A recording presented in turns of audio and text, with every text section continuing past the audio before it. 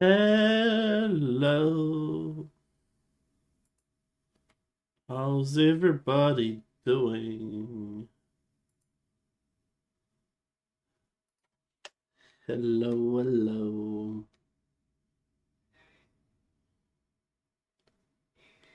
I'll tilt my camera a bit, but there's Lady Di, comfy on the remaining of the sheet of the bed.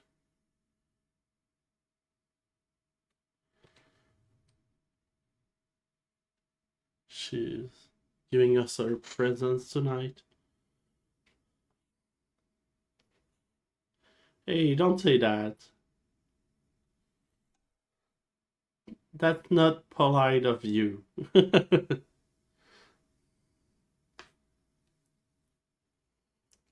So, we're going back to Pyre.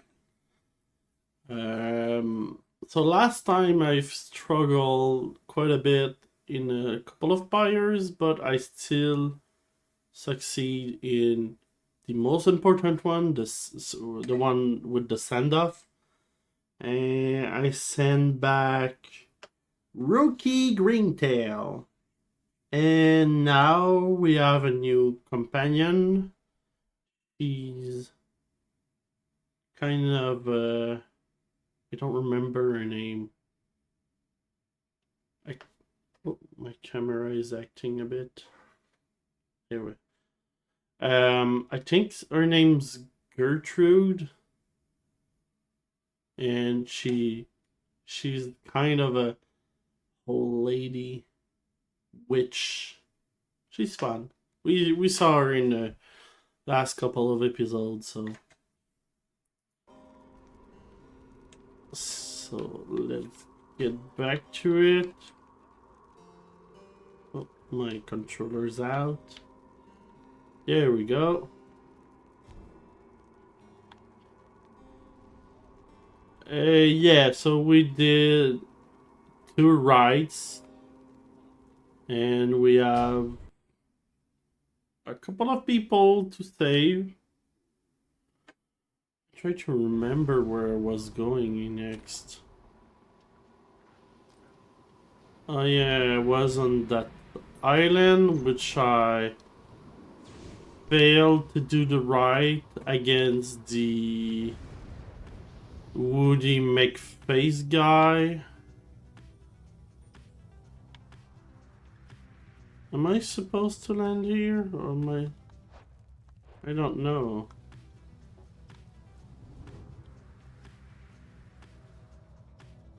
Am I supposed to go? Oh no, I'm supposed to go down there.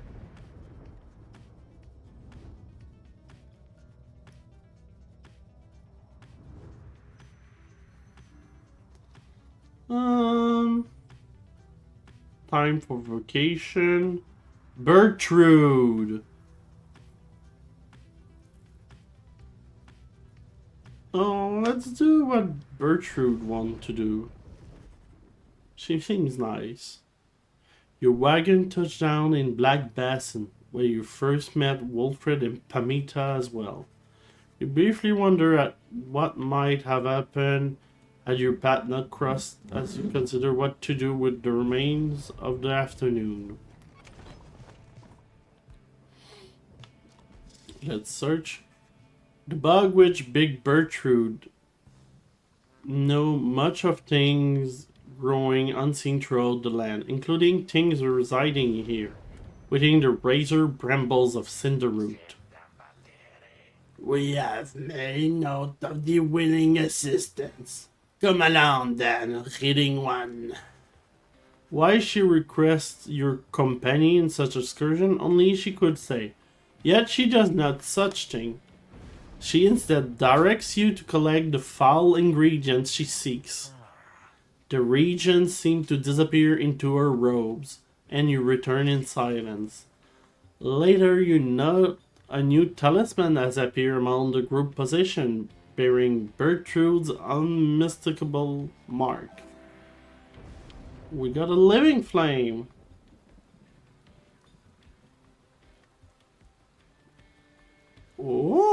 Okay, so it's aggressive. Because if we're in advantage, we do more damage. And now she wants to talk to us. You approach Gertrude just as she finishes polishing the various bottles, flasks, and vials that your fellow exile have collected during your travels through the downside. The evidence ye travel. How brazenly ye put them on display. Ye tempt this land to swallow ye. She let out a long breath. Nonetheless, these drinkers. The more I do her, the more she becomes French somehow. I think I will delve into it. That will be funny. Nonetheless, these trinkets stir our memories, not merely of these lands, but of the country whence we came. No, reading one. What are we here because it's in the wood? We met him long ago within the southern bogs. He offered many courtesies, and in exchange we found agreeable. We saw then certain regions necessary to our studies and the heavens and the earth. Yeah, and he knew where to procure them. In exchange, we were to boil for him our finest inks, a certain recipe, notorious yet secret. Its stain could never be removed. Oh, but the Commonwealth misliked it. Was the Twas then we first began collecting samples of the regions of the downside, for Sandalwood was ever true to his word. Long had we studied this accursed place, Black Basin, the chaos of the deathless tempest, the vastness of the bar, our flying hands, land so far away and yet they called to us. If Molten Midit was able to traverse the downside in its entirety an age ago, then surely it was not beyond reckoning that we could do the same. Furthermore, yeah. But she hesitates. It matters not, reading one, to us indulge your tales long enough for now. Oh my god. She's so funnier now. She slithers away without further explanation. She seemed reluctant to discuss the circumstance of the past with Wilfred. Yes, you sense that she is here by choice.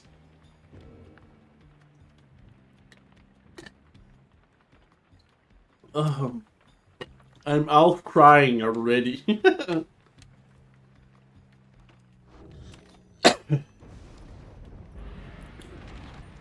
Let's continue.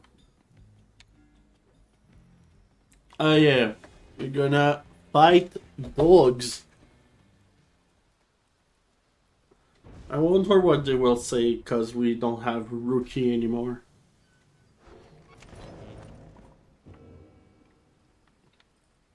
We have the slug market. Oh, it's always nice to see you guys, honest, and not just saying that because you're customers. Doing not saying it because of that, but anyway, go have a look around. So what do we have? Scribble stuff. To unlearn stuff. And 62 for talisman. Ooh.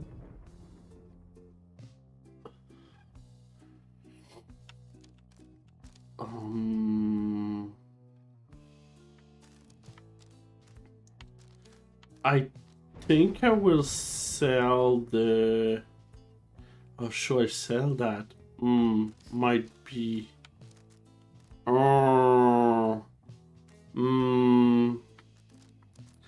Cause there's a couple of good talismans here. No, this one. This one is quite good. This one is good.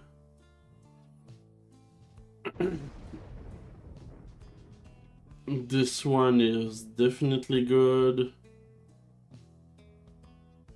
This one is super good.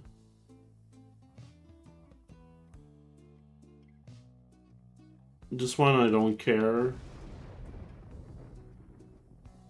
This one is meh. But this one is good because oh, it cannot be used by ARPs or SAPs. Okay.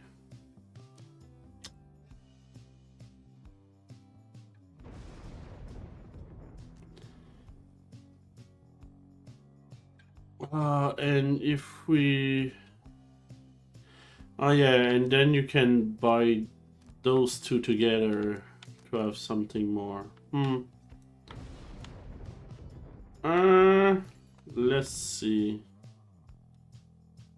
We got money. More aura. Money.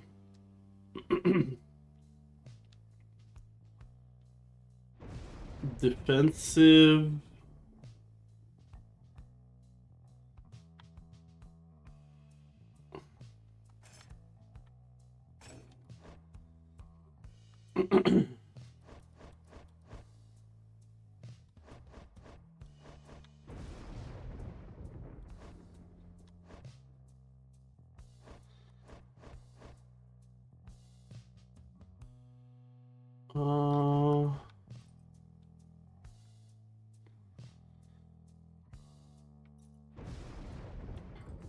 Yeah, okay. No, I don't think so yet. But I hope we'll get some more money now. As you await the stars, a form dressed in the raiment of the rites approach you, and Rolfred. You at first presume it is one of your next adversaries, the Fate. But it cannot be one of them. Beside you, Wilfred starts. Something you have never seen him do. You observe the colors that he wears, an inverse of the night wings. Wilfred Sandalwood. It has been a while.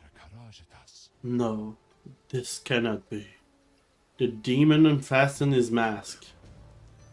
It can. Perish. I watch you fall. You did. I grieve for years, yet now you live. I do. Although these aren't, they grew long here. I could walk again. Unbelievable. Then why are you here now, Oralek? You know full well, Wilfred, to reclaim what is mine by right. The demon Oralek leaves without another word, just as the star above bursts of life and seems to set the sky aflame. And you mysterious dude.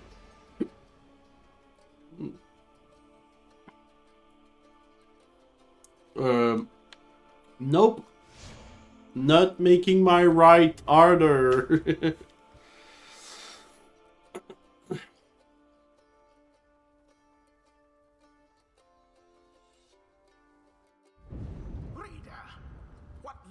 Is this? 'Twould appear the Nightwings are to stand against themselves this time around. This is a mutiny in violation of the sacred law. The exile whom you face, Oralek. Long ago he had his chance, and he relinquished it. He cannot simply claim it now, and I cannot preside over this nonsense. Good night.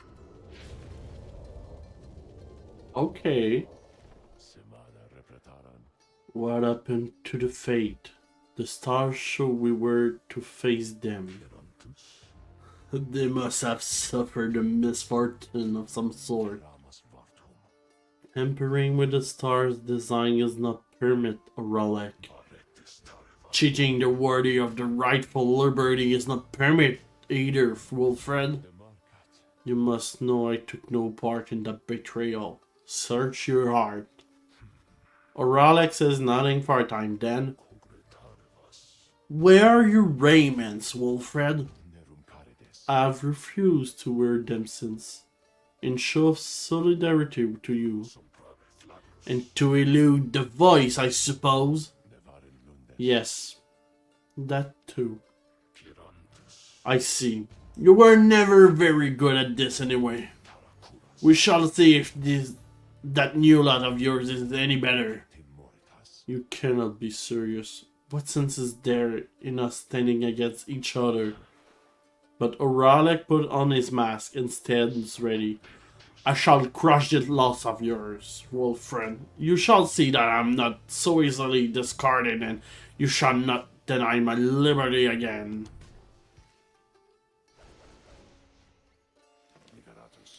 Reader, the adversary whom we face, Oralek, is not one to back down.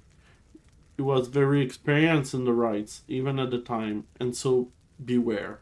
There was no one in his day who could prevail against him, and he appears even stronger now. I wish I had more valuable advice to give in this. I wish I had foreseen this.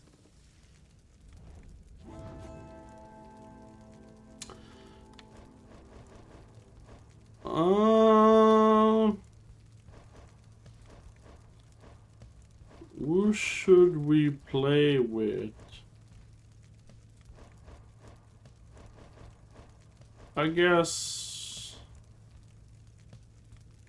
let's try to do some money. Let's go with this. Let's go with that. And what do you have?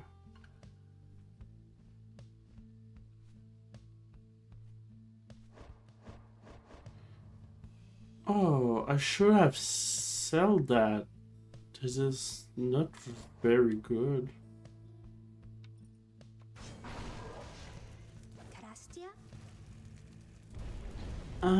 Is this alright if I'm a little scared this time because I think that Oralek is frightening to me?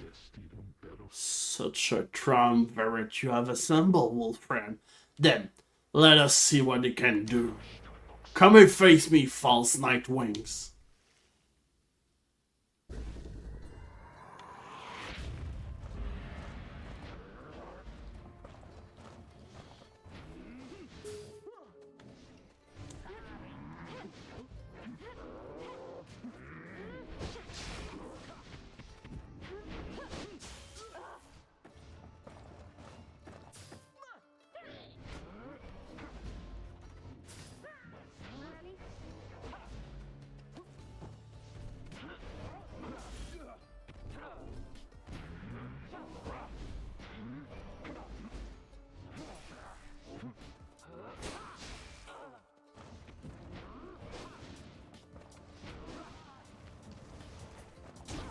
Boom.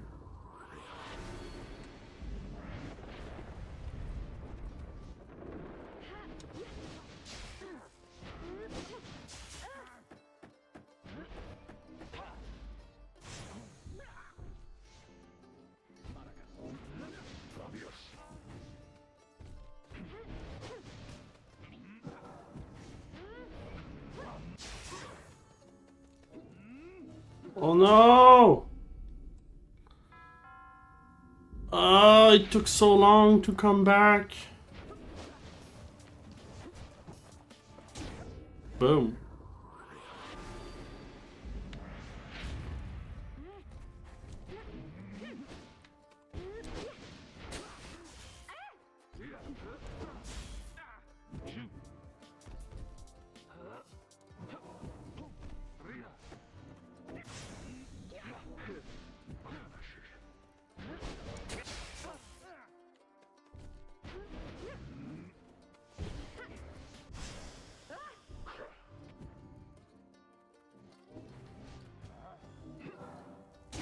Oh no!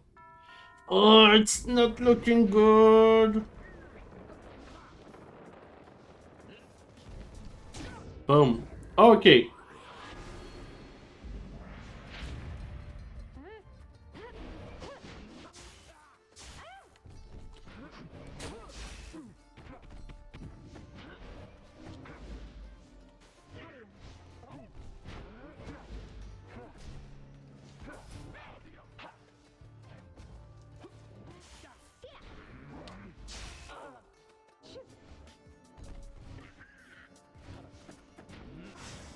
Oh no!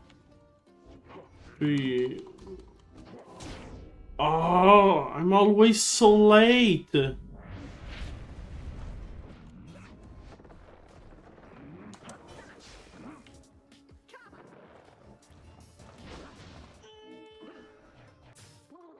What is that? Do I jump with it? It was kind of weird.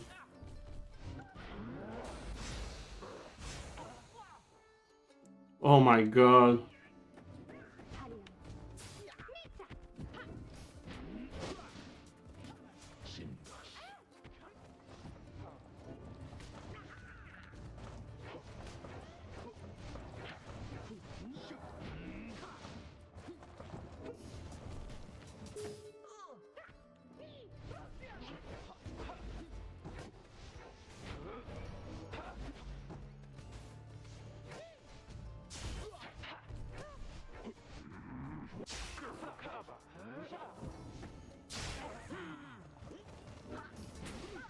Oh my god. No!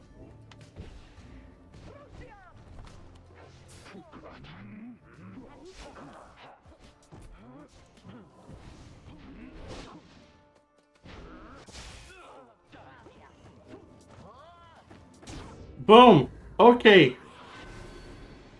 Oof.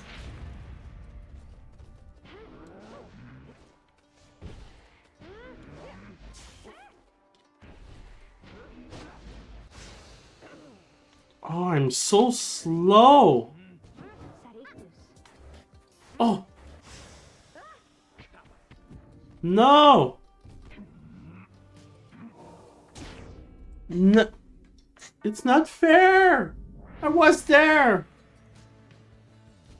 So long as your pyre gets burned, this is not over. But come now. Let's put a hand to this.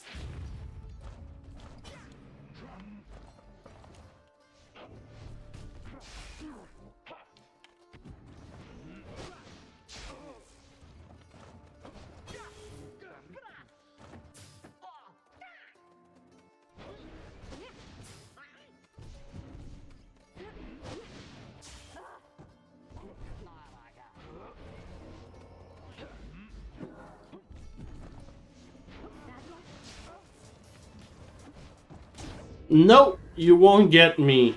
Okay, 25 left.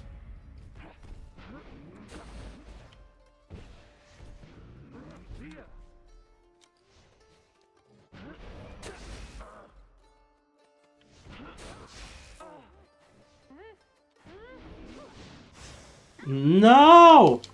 No! It's not over. It's not over.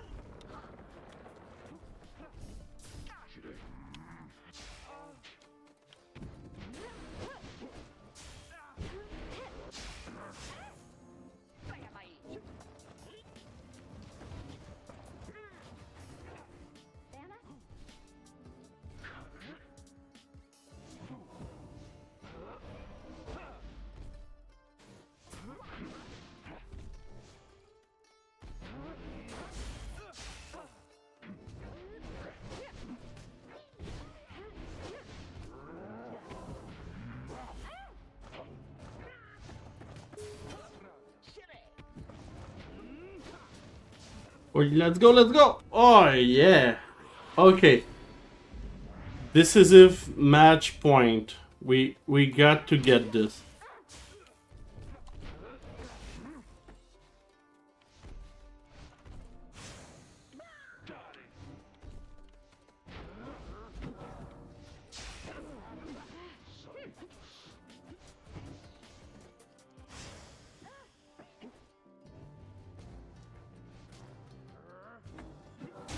I hate this. I hate this.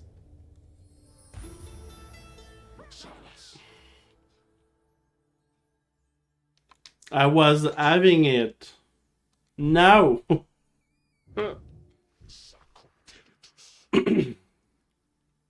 As expected, you call yourself the Nightwing, but you're but you are they only in name. And as for the right, it is a mockery of what we once stood for. All of this, a stain upon the legacy of the scribes. Wilfred looks on as Oralic departs without another word. Oralic, forgive me. Yeah, the problem is it's almost... I should have got it for some reason, but you know.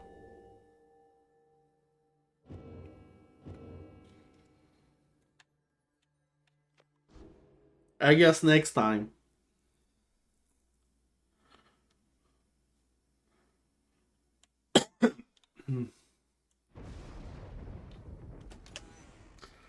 But they were quick to cast any aura, any blast attack.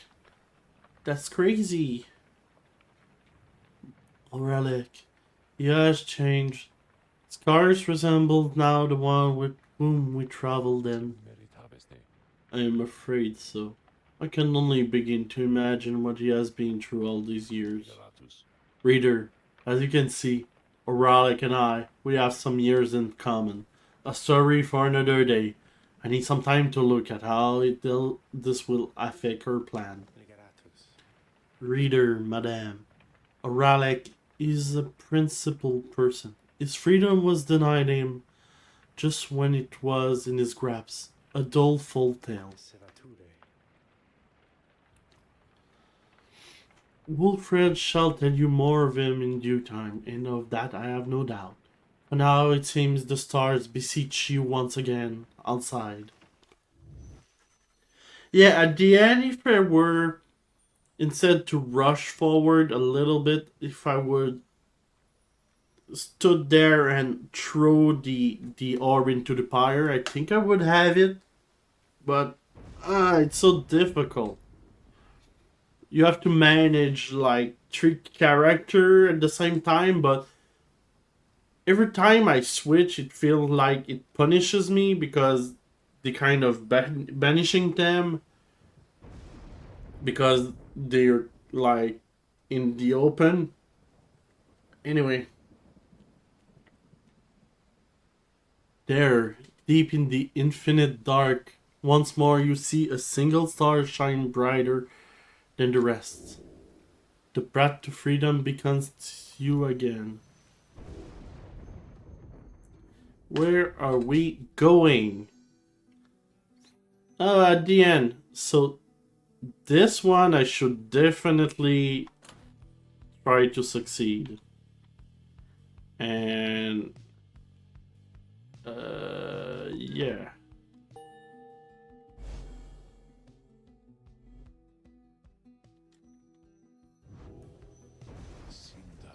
Once more then, onto the fall of Tholium. Excellent. Our plan proceeds at pace. We need but continue to make good on all such opportunities the star presents, so much as possible. Then our ranks within the Commonwealth may yet grow strong enough that we shall sway the people toward our cause. It shall be difficult, but the people have their hearts and consciences, and the Commonwealth has long since lost its way. The never-ending wars with the Highwind Remnant, the passing of the more sentences of exile than ever before, for increasingly more dubious cause. The burning of the books, the outlawing of literacy, they are corruption of the teaching of the scribes. Together we shall prove it soon enough. Wilfred, sir. What of Oralic? Wilfred says nothing in response at first, but then Oralic appears to have his own agenda now. We shall have to try and keep an eye on him, though. Our plan remains the same. Anyway, we have a mountain which we need to climb. We'll all rest up a bit, if possible, this night. We fly at break of dawn. Someone want to talk to us? Oh yeah, Tizo. Why? What? Okay, he's worried about about Oralic. He's mad. And that's it. What a meaningful conversation we had. And now, to the right.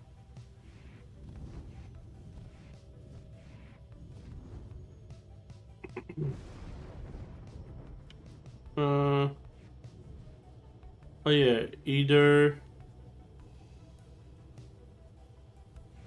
a favor for your... I think I will play with her just to upgrade her as well.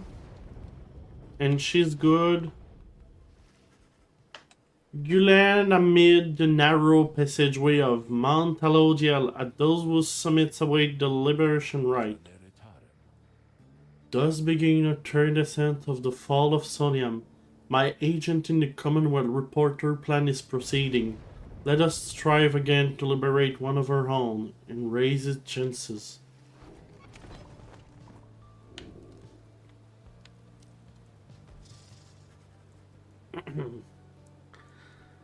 With some time to spare after having landed, you join Bertrude on a brave expedition to the monument of Solian Mur.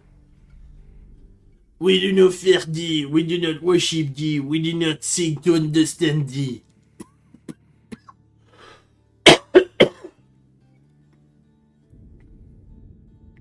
We accept the power in the gift, for through action we extend the influence. Soon you and she are finished paying your respect. You return to the wagon in silence, feeling as though Solian Mur has shown you favor.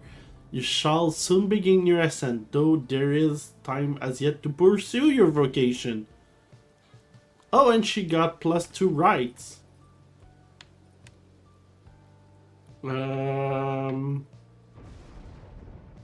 I will study in private.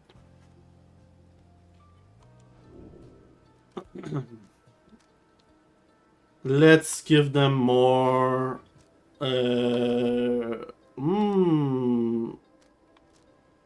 Let's do. Let's do presents. Having them coming back quickly is so important. The texture of the page of the book, the foreign bindings, despite the volume age, it shows so little sign of wear. At times, the power emanating from it is almost overwhelms you. Inspiration comes to you in a flash, whether from the book or from within, you cannot tell. Tenacity. Perfect.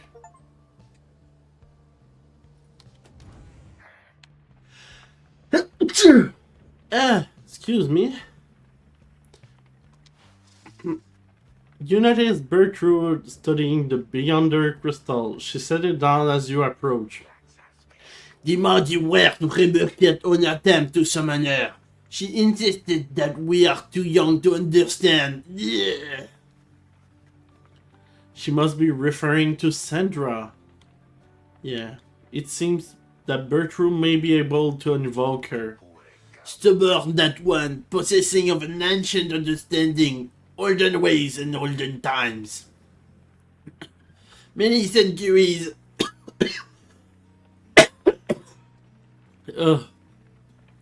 Many centuries of history, knowledge of the high scribe themselves and captive there, within that green tinged stone, within that world own memories.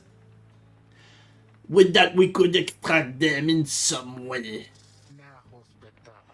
Perhaps you could induce the right obedience, reading one, for she is not, she claim its obligation unto only thee.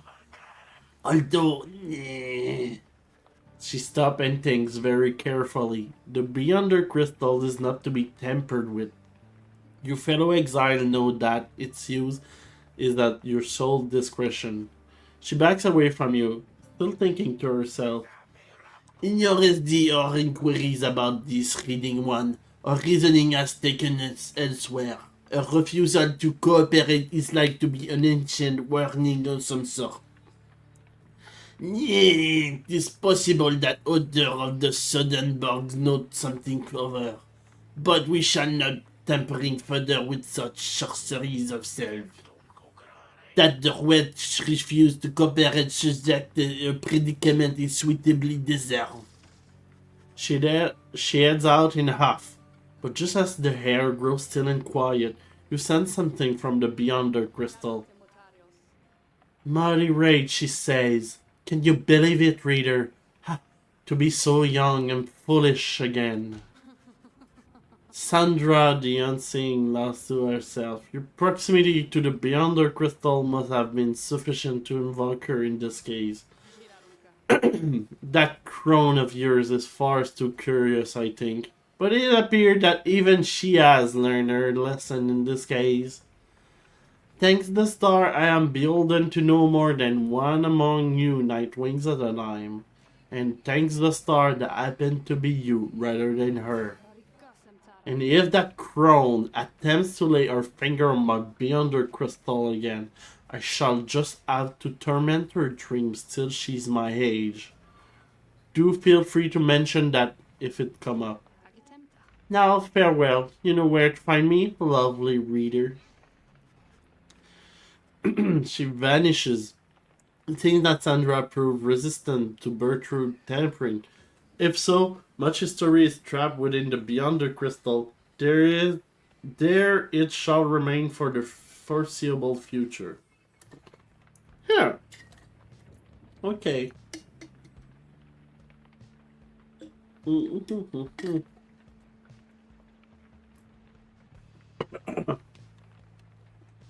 Let's go out and continue.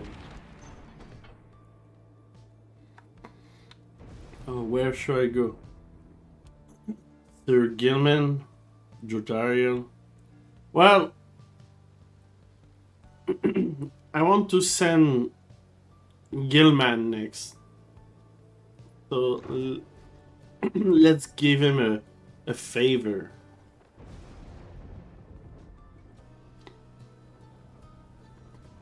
And let's hope it's good. While traversing the ancient formation on the way to the summit, you pass a monument to Homer Minimane, and Sir Gilman happened to take notice. Oh god. He's an exiled Celestial, still worthy of your blessing, O good tribes. This knight most certainly hopes so. Its compatriots who yearn to once again be free, that this night heart goes out to each them. Please help him to help them. Soon you and he are finishing paying your respect. As you prepare to continue your ascent, you sense that Homer Minimane has shown you favor. And you got more presents. Okay.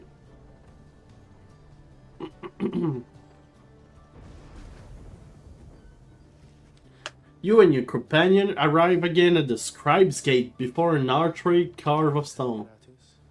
Shall we, reader? The minstrel leads you toward his counterparts who seem unsurprised to see you all approach. The exile of the Nightwings, and you again, Tariq. Greetings, Celeste. We have returned. The stars shine darkly these past nights. Nothing more than a portent of your arrival, is it?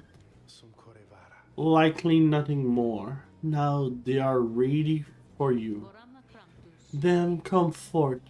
Each of you, in turn, please state your name and what it is you seek while crossing Scribe's Gate. Wait, you... She points to Bertrude. You're new among this group. You shall go first. Please, do as she asks, Bertrude, madame. We have none throughout the downside as Big Bertrude. We follow Sandalwood for we fond of him. He led us into exile, and he shall let us out. The gate guardian acknowledges her and motions for the rest of you to proceed. Everyone does so as before, including you. Once you all have declared yourself, she regards you all for another moment and beckons toward the mountain top. The 8th scribe bid the Nightwings welcome. Go forth with glory. Thank you, Celeste. Until the summit, Tariq.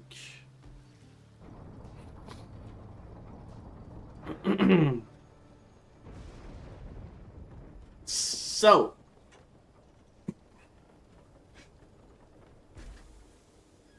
we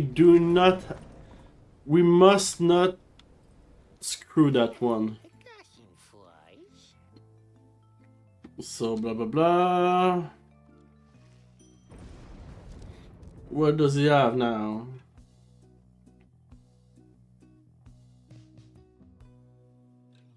Okay. But now I want to get rid of this one because it's giving just a little bit of life, and I think I can have something quite better.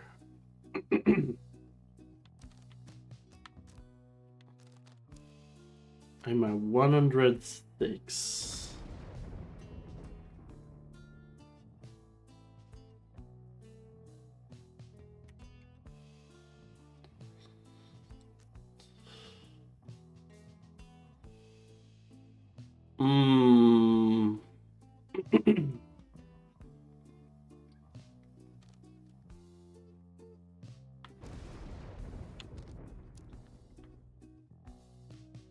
That could be good.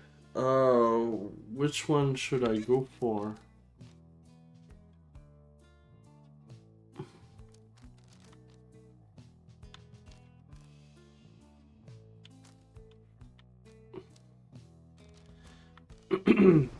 Because I could try that, having +5, and if I have more life energy, I do +4 damage. So I'm getting quite a net positive on that. But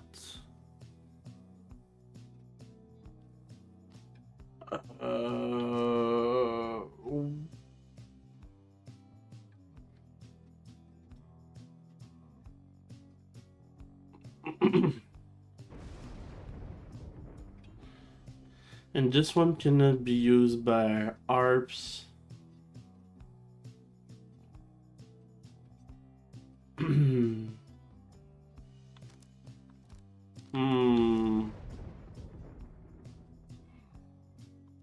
I think I will go with this one. Yeah. And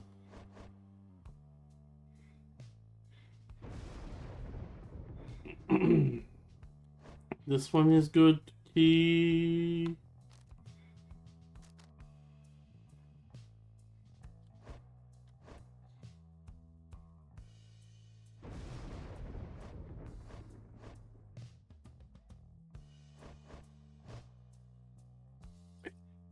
Think I will, or I cannot give that to her. What is respawn time? Because otherwise, okay. I think I will give. Yeah, he's at 8 seconds. I'm going to give that to her.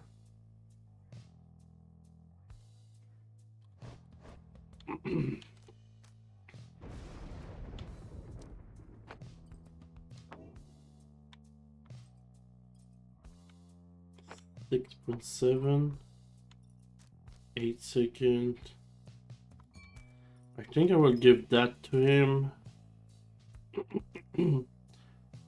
Only because it will give more life to my Pyre. Yeah, I think it's good.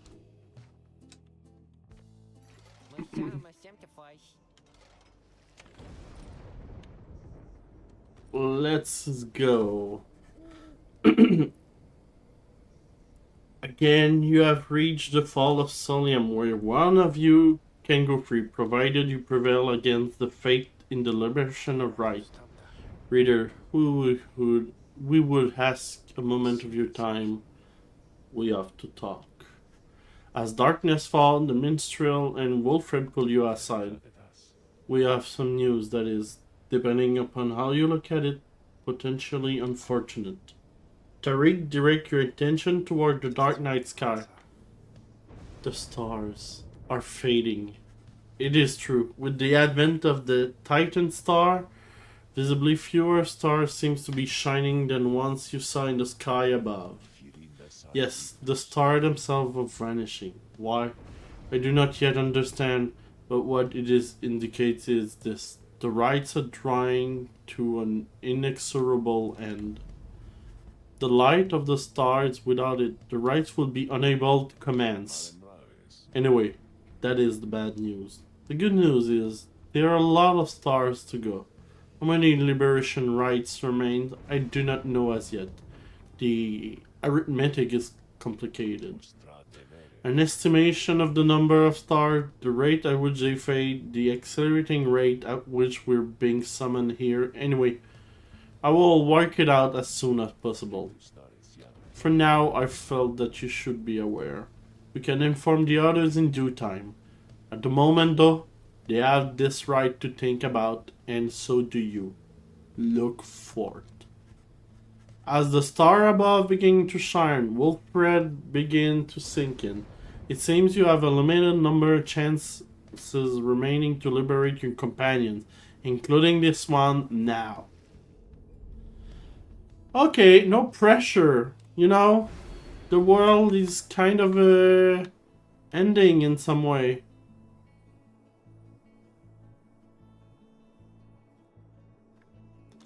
So,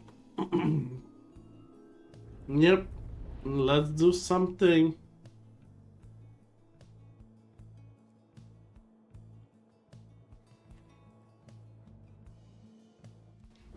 Congratulations, reader.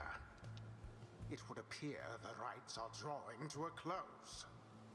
Doubtless the doing of that Orlek in all his bitter spite. For now, your exiles have another chance at freedom here upon the fall of Solium. So too do the fate, your adversaries. They fought so very bravely for this moment. Whichever side prevails soon shall send one of its own into the warm embrace of civilization. The pyres burn and each of the triumvirates is present and prepare. I concur. The pyre burns and each of the triumvirates is present and prepare. Then, an Earthwind, one of the fate, come forth now and declare yourself and pay any respect you have unto your adversaries, the Nightwings. The bent old cure Dalbert stepped forward and struggled for a moment with his mask. Greetings, good herald. I am Dalbert Oldard. It is the greatest honor of my years to stand upon this sacred site, upon which the High Scribe first anointed these glorious proceedings. Nightwings, we are honored to be in your presence once more. Father, they are our adversaries, not our hosts. We need not to be so gentle with them. They shall do their utmost to keep you from your freedom. Dalbert, Sir Son speaks out of turn. Control him. My sincerest apologies for this unnecessary outburst. Almer, please. We have worked toward this opportunity and we must make all the most of it. He put his mask back on. My son and I stand ready to begin. As for you, Nightwings, you bring darkness with you. What have you wrought upon the stars? Celeste, please, we do not know what is amiss here. The Nightwings have come only to see that the liberation is carried out. Indeed, then, make your choice, Nightwings. Who among you is to be anointed, dear? Who shall return to glory? And... oh! Why I cannot free... Why is it unworthy? Why is that? I have to anoint. Oh no! Oh. Okay. I don't know what to anoint now.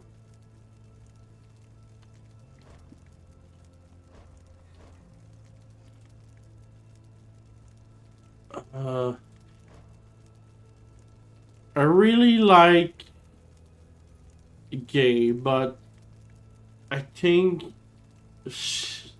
every time I play with her, I think she's a bit unpredictable, so I think I go with her.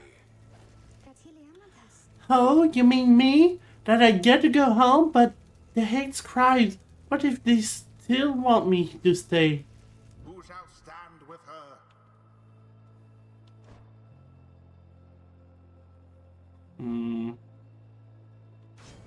Bertrude. We shall lend our support to that one then.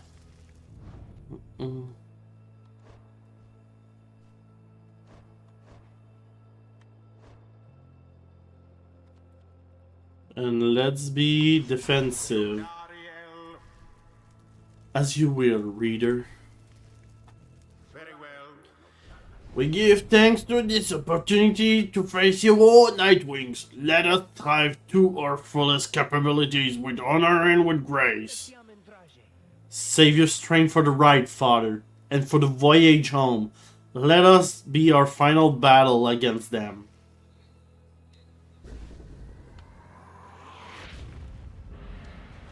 Commence.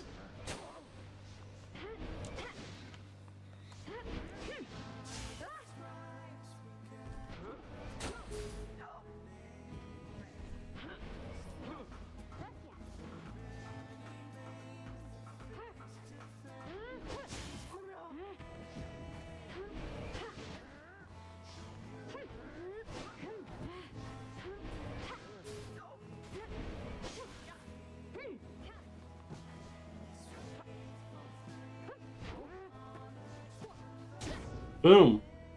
Okay.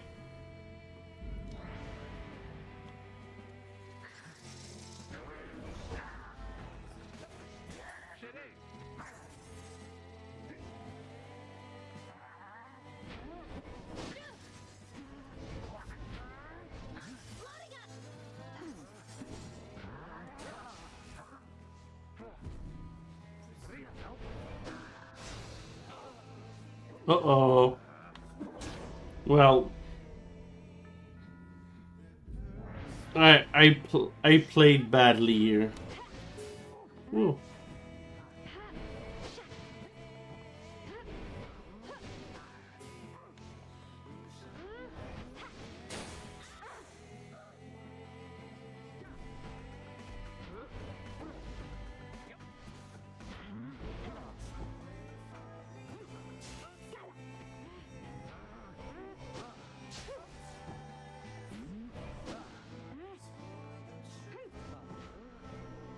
Oh, I forgot I could jump. Oh, the ball was here. Okay.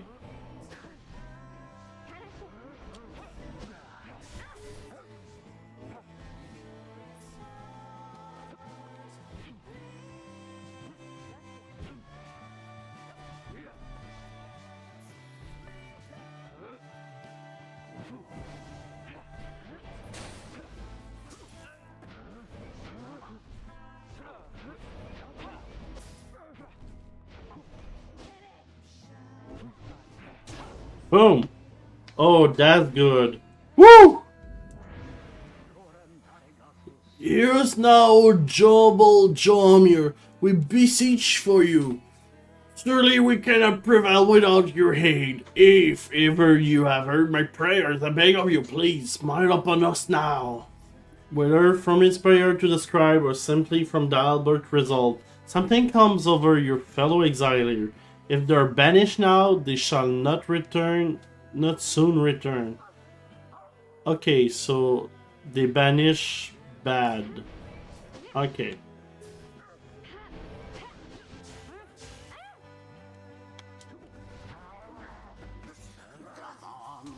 Oh, they got us good, but not too strong.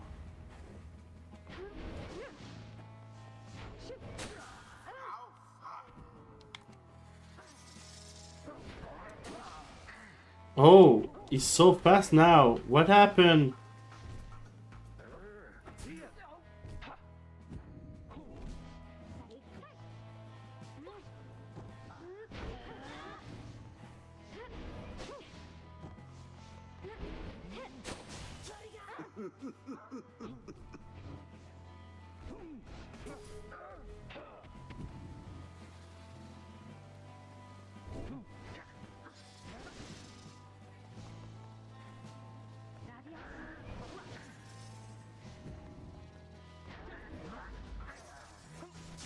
Alas for Alma.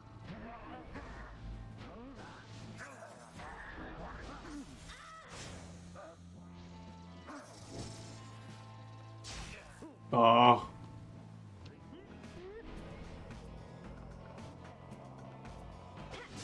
Be gone!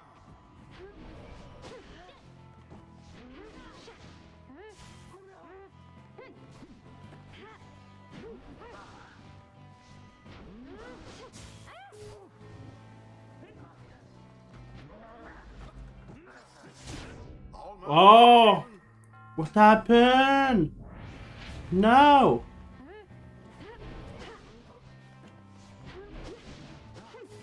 All but banished.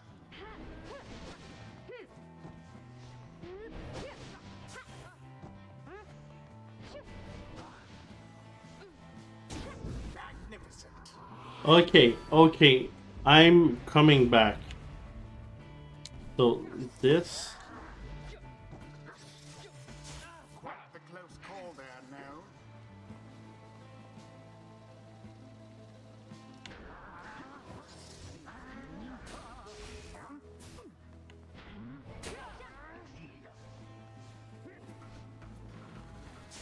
Last one almost got through.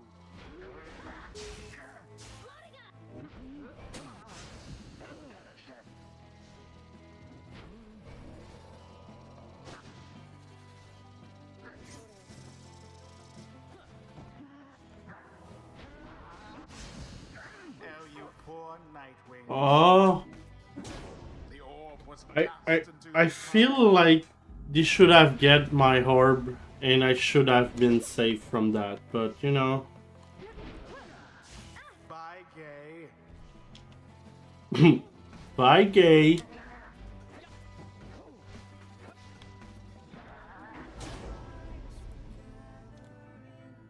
How can they succeed doing that? What is that kind of move?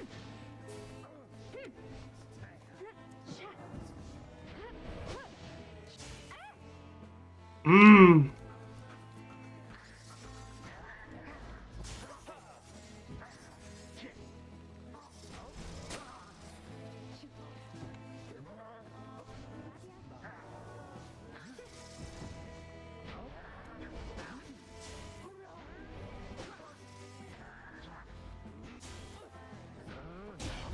Boom.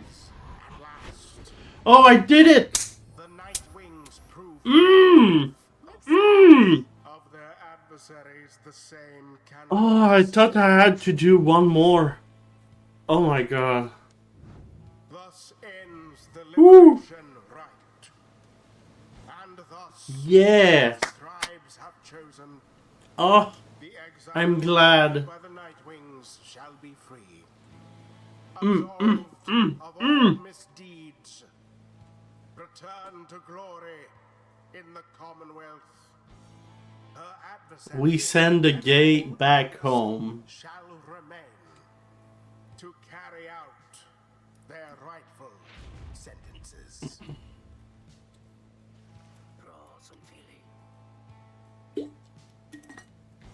Alas, my son, once more it seems that I failed you.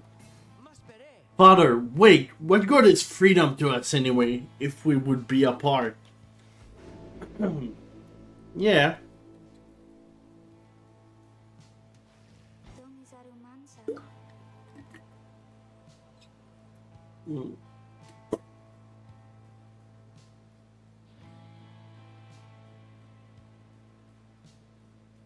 Can go home now. I think this means I can go home. She shut her eyes. By the scribes, by the scribes. But what will happen now to you, to all of you? Can you not come with me? No, no, they say not. The scribes, they say not yet. Although, I think your time will come. Your time will come. And I will for you, because I don't have a friend back home at least. I didn't choose to, so I want you to come join me there, okay? But now, the scribes are calling me, and so, goodbye. She falls into the shimmer pool then, and she is gone. Goodbye, oh please. Oh scribes, watch over them, okay? Godspeed, moon-touched one. The 8 scribes are ever She merciful. is sent home. By their grace, the cycle of the rites may yet continue for a while.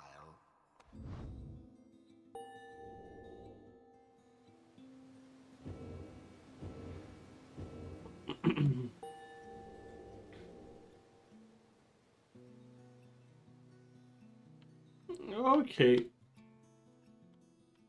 So nobody May the scribes upgraded. have mercy on us all. Father, wait! Calm yourself, my son. The liberation rite is ended. But no, how can you be so calm even now, after what happened? Did you strive this night with all your heart, Almer? Yes, but it was not enough. It was not enough. No, my son. It was enough. It was more than enough. Father. And there we have it. We have succeeded for a third time. A thrice. But I wish I could have been able to send the worm instead. But you know. You prevail in the liberation against the fate. Already does the Black Wagon feel quieter than usual without Gay, who returned to the Commonwealth. You overhear some of your companions reflecting on this. She has passed from this place along with all her eccentricities. Grieve not for. Would that we all someday achieve the same. You wonder who, if anyone among you, shall be the next to go. Then Wilfred asked the group to gather. You sense you know that what news is about to share. Everyone, I must apologize to bring such news to the late hour, but I felt that you all would wish to know as soon as possible. The context of our plan has changed. He looks about at everyone before revealing to them what the stars have revealed to you both. The stars above are disappearing. They seem to just be fading away one by one. For reasons that the scribes alone may know for certain, though we all may harbor our suspicion. See for yourself if you have any doubt that it is so. A hush falls over your companion, all exhausted from the rites, and now stunned into silence. If this phenomenon continues unabated, and we have every reason to believe it shall, then the rite shall cease when the stars no longer shine. Permanently cease, that is. Your companion exchanged glances. You sense negative emotion rising. Confusion. Fear. Before I gave you the impression that should the Nightwings not prevent the liberation rite, there would be other chances. This remains so. However, our chances are a number. The exact number I have yet to ascertain, but to be quite frank, there are more of us than we have chance left. You sense your fellow exiles are beginning to realize what this means. I know this must be difficult to hear, but it is not a cause for panic. Our plan remains essentially unchanged. We shall take which opportunity arises and return as many as we can. I urge you all to take whatever time you need to think this through. At dawn we shall head south again to Moonlight Alcove. We can discuss this further then. Now please get some rest. Our path grows harder though, not insurmountable, not while we stand together. We can still prevail. The group dispersed, some whispering in hushed tones, others turned to the quarter speechless. There will be time later to better understand this omen.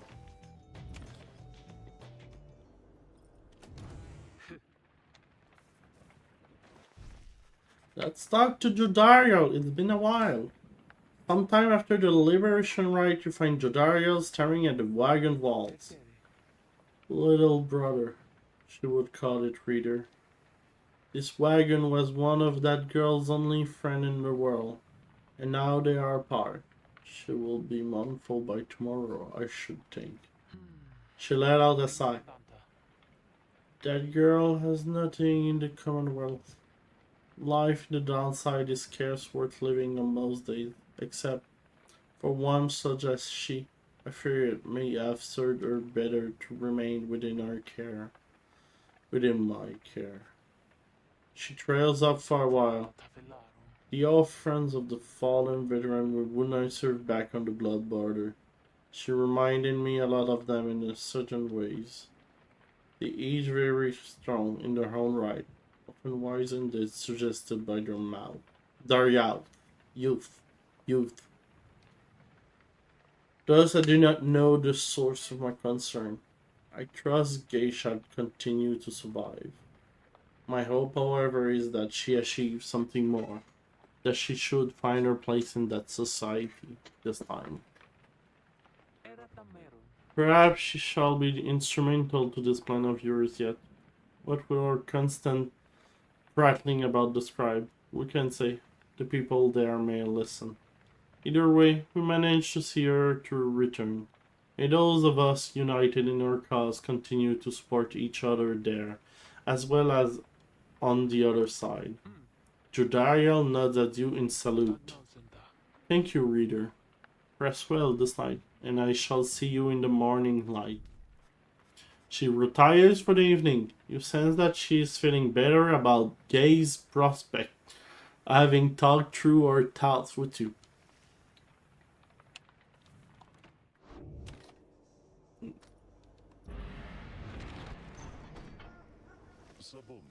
Good morning, everyone. We are at the mercy of the stars, and none can say how soon they shine for us again.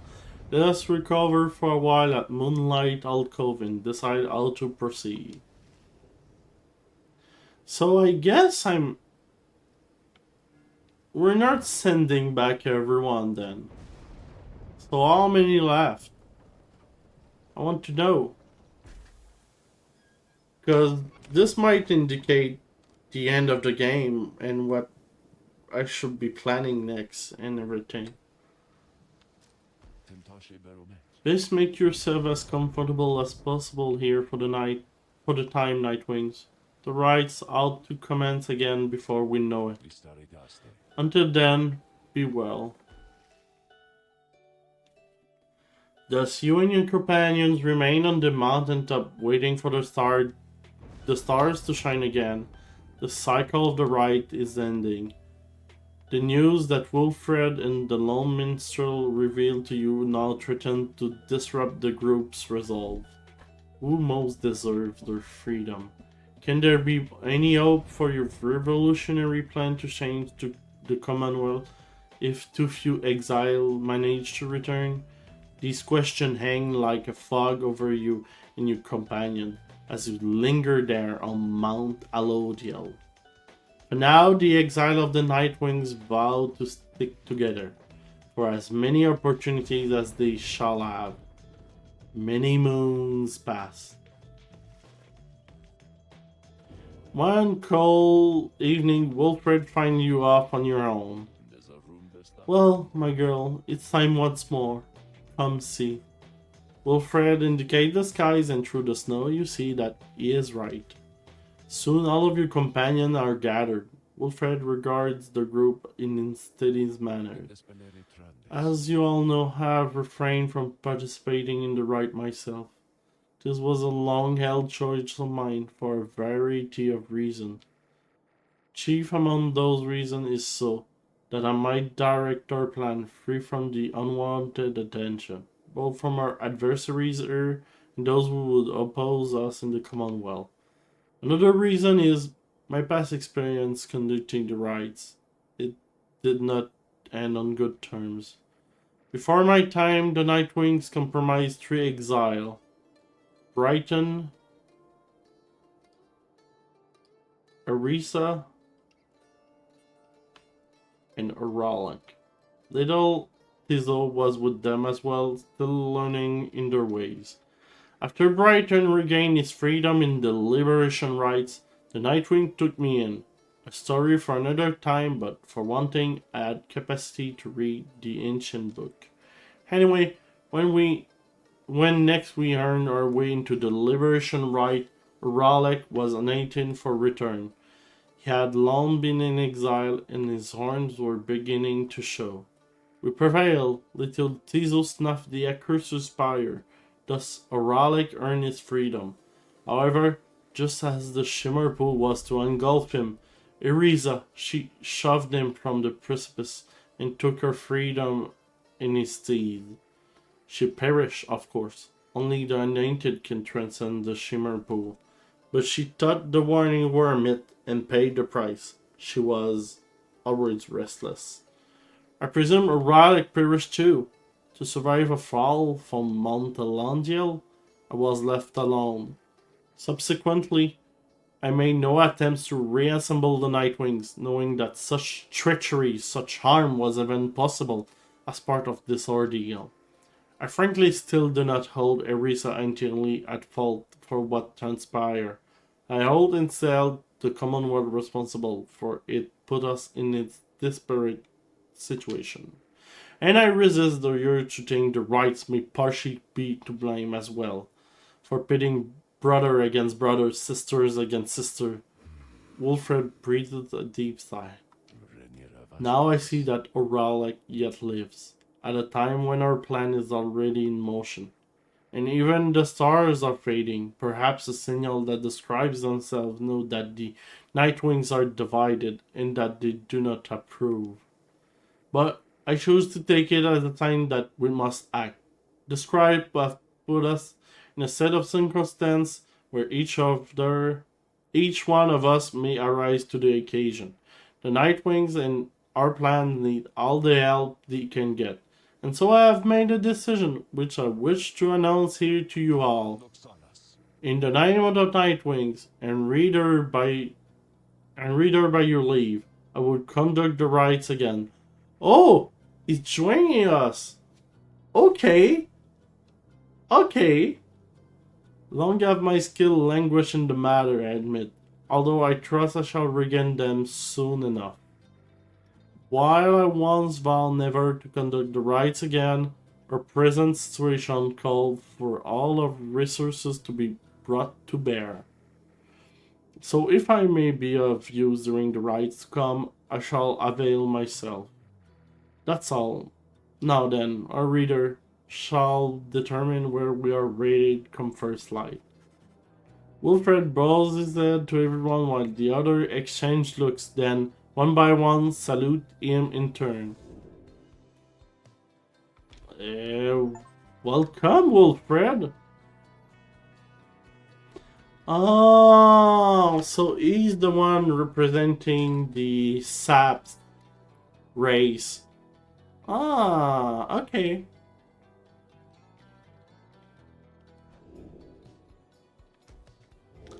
So, let's see.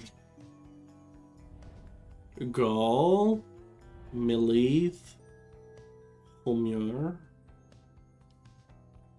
and we got the planner too.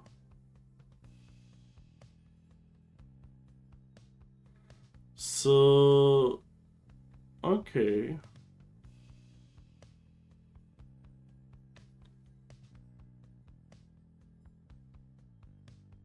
Okay. We have quite a good score so far.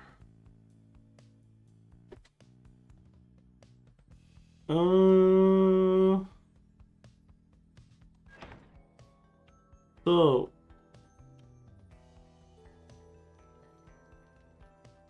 yeah, this guy, Tamita,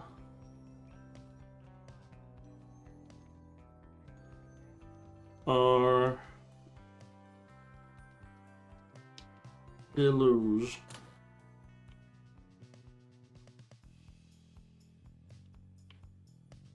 I guess we could try to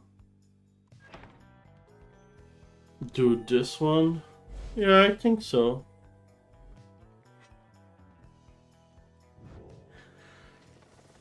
Again, we are to face the demon Ignarius and his root the Tempers.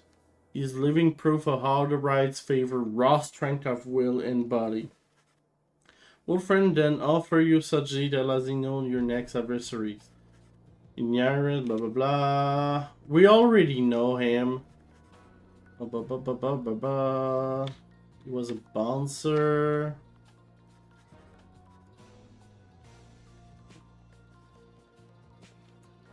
And blah blah blah.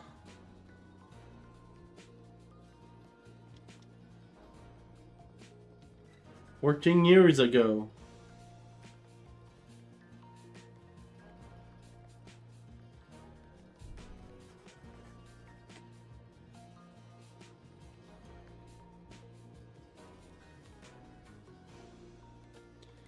Okay.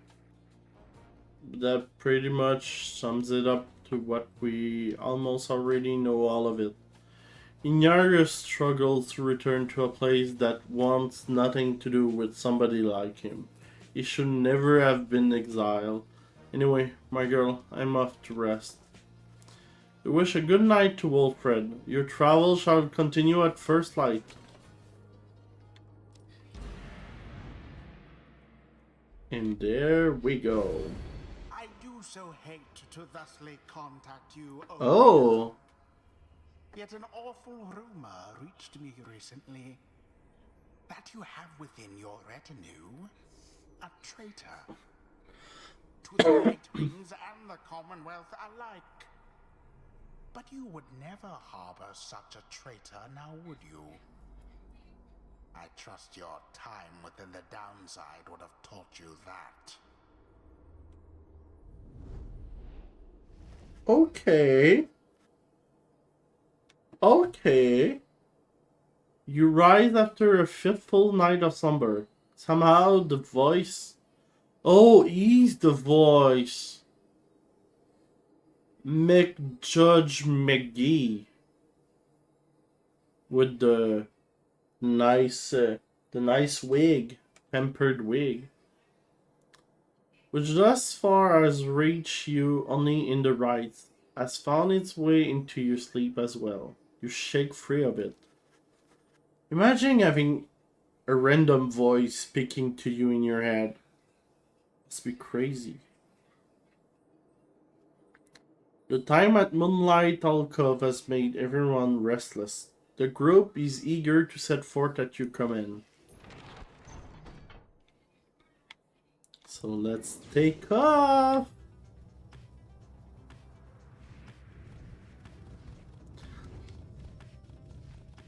So I guess we will have to... Oh. As the wagon soar across the sky about Waking Wood, you notice Wilfred appear lost in thought. You cannot sense straight away what he's thinking. Do not read. Do not mind me, reader. It is simply that being here in his vicinity is bring back a lot of memories and give me much to ponder. I hid within those woods for many years, making preparation for our plan. I cast aside my remnant and became untraceable. There I waited for the plan to germinate. So it means a lot now to be here above that place at last. Quite the view, wouldn't you say, my girl?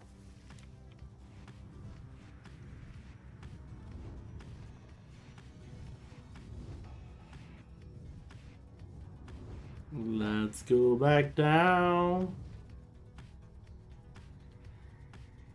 Oh, there's really snow everywhere. Like, it's snowing a lot.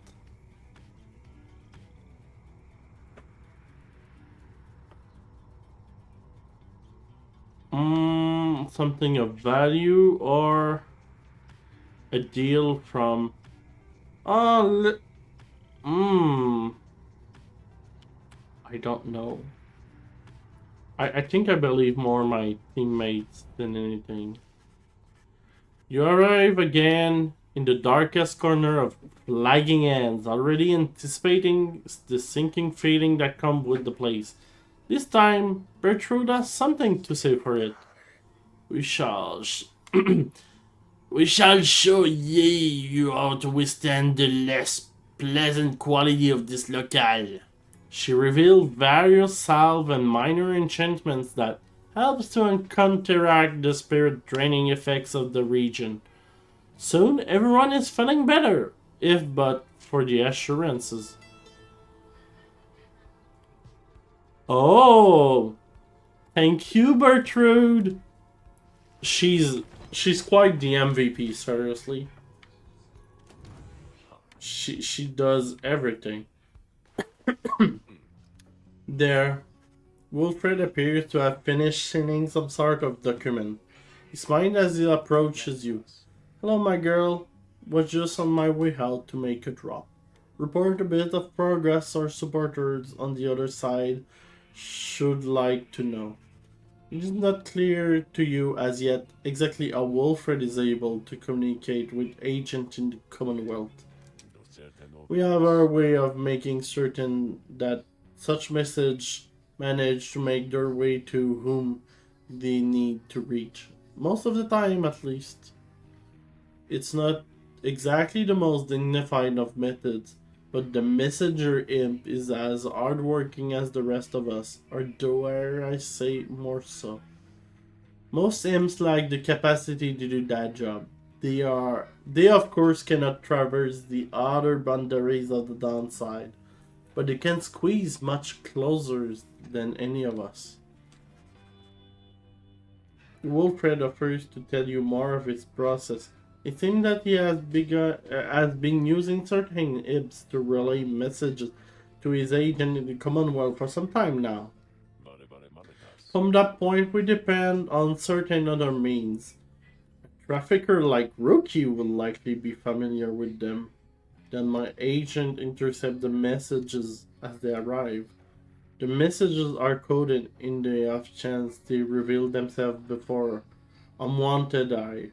But even still, my agent put themselves in great perils there, supporting our cause and our plan. I could not ask for a more dedicated bunch. A shame we cannot meet them, separated as we are. If we succeed in our endeavors, it shall be thanks in no small part to them. They have identified hundreds of citizens grown loyal to our cause, found hidden corners where they can speak freely. Their goal is to grow in numbers while remaining safe.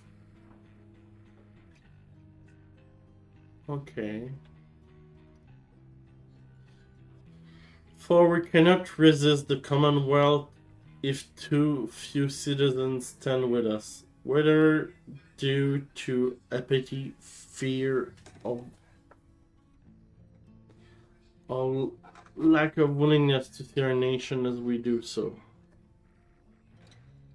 Some of these agents I have known for many, many years, since long before my exile. And you were former students from my days of teaching Commonwealth doctrine, and it was clear then who among us did not take the common view. These days, I report to them our progress, and they in turn report their back. From that assessment, I update the estimation of our planned success. Our chances of success increase substantially each time we liberate one of our own, but those loyal to us in the Commonwealth slowly gather strength regardless, knowing to our effort. Thus, we do we inspire each other? Not unlike the dynamics which I see among the Nightwings here. Now, good afternoon then, reader. I have delivery to make. He strides out the wagon bearing the sealed messages. Okay. Let's search for the valuable. At Sir Gilman behest, you explore the darkest corner of Cold Moat. However, the search proved fruitless, and you see little reason to keep at it. Alas, that this night led our noble master reader so astray. You extend some word of consolation as you head back to the Black Wagon, where you should still have time to pursue your vocation. Oh, so I basically failed. So now I have more time to do some studies. Okay, well, not that bad. Despite your growing knowledge of the Book of Right, you yet struggle to grasp certain aspects of its teaching. The greater understanding comes to the reader afterwards.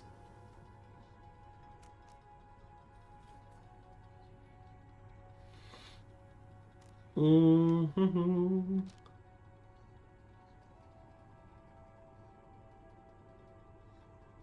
Oh.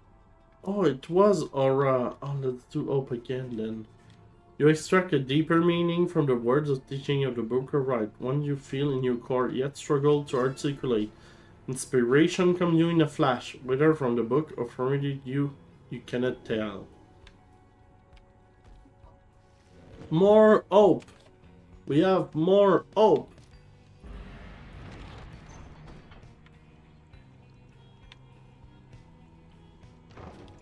Well, already to the pit of Milite. The wagon comes to a sudden stop after a near miss with someone or something that got right in the path. At first you see no sign of whoever or whatever it was, but then a voice rings out of the side of your path. The friendly yet somehow aggravating tone leaves little room of question to who it is. Alright guys, so maybe where we're going a bit more next time, I guess? You must have scared Dad off to death. I mean, just look at him. But it's good running into you like this because I got you a special deal. You got some pretty outs there on your hand, and it's been slowing us down a bit, to be completely honest here. Something about, I don't know, but Dad just isn't being himself. But once we open shop, why, these little numbers, they're going to go flying off the shelves, and you cannot forbid.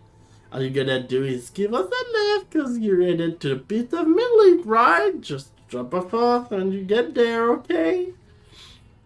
Okay, the Black Wagon does not provide for you the most spacious accommodation, but it may have room enough for the Falcon run, barely at least for the short remainder of the trip. On the other hand, you sense a troubling energy for whatever strange artifact is transporting right now, and wonder whether you should get involved. Yeah, I mean, that is not feeling well. And, I mean, could it be a traitor of some sort? I think we do not keep them with us. Falcon Ram seems not to be any real danger. You express your regrets while explaining to him that there's simply no available room in the Black Wagon at this time. Okay guys, I mean, you gotta do what you gotta do and stuff, and so I guess that I will be seeing you around, okay? And as for this dinger I picked up, now don't be surprised if they're all out of stock when you visit me next time, okay? Because I can hold them in reserve for you, they're way too popular right now. He waves you away. No, come on, Dad. Put your back into it already. We ain't got the far. At least one of your fellow exiles breathes a sigh of relief as you prepare to set forth again.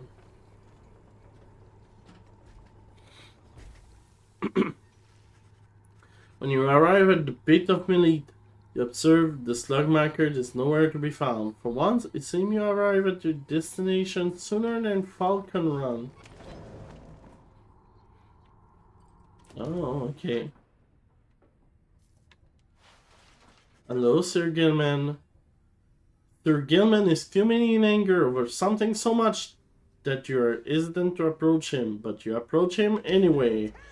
Exile to write a sentence for this night! He notices you then and seizes up. He begins acting rather nonchalant, though his outburst did not just transpire. Oh, greetings to you, new noble master reader. What brings you to this night this afternoon? Let's be friendly with it. You maintain gentle tone with him and ask whether there is something you might wish to discuss. Sir Gilman perhaps could benefit from talking through his woes. He stands there for a time, silent and dejected, but then... Master Reader, this knight cannot escape the horror of his past. It seemed that you would hear them. Then you have this night apologies ahead of time, burdening you further with his trouble. Having said that, here then are the trouble you requested. You are of course familiar with the siege of the Spiral Sanctum. For this night, the memory of it is like a wound which will not close. This night stood here in the front line while the high-wing remnants descended upon us. So fierce was the wrestle that our chain of command was ruptured instantly. We of the Sea Dominion require order to perform our duty. Without such orders, why we certainly made a very easy target that we heave. One by one, then two by two, they pick us off, becoming boulders, some of them shrieking with laughter, all the while. This night he saw his comrade cast aside like sea fleas. How this knight survived, he does not know for certain, even now. Perhaps that he attempted to pursue and detain his own knight commander when you first met this knight. That cursed Sir Deluge, if not for his craven cowardice, the Spiral Sanctum, it might have held at least a while longer. But instead we were routed, renderers fighting us both in form and deed. Sir Deluge was first to turn and flee as our chain of command crumbled. And as for this knight, he failed to catch his knight commander. He must have looked coward too. Thus came the time for penance, and this night, why, he insisted on the only course of action reasonable. He insisted on the sentence to the downside. And as you can plainly see, his wish then fulfilled. How absurd then he should re-encounter his old knight commander here soon after. Thus did this knight become obliged once more to Sir Deluge. We took the waters, the Sea of Solace, where soon we met the Pyre, a triumvirate exclusive to our kinds. It was plain to see that they lacked withdrawal, and Sir Deluge thought he could provide it. The leadership they sought, and it was way too much of a coward to decline. As for this knight, being in the Sea Dominion, he had little choice but to comply, or so at first he thought. When he encountered you in the Night Wings, something awakened within him.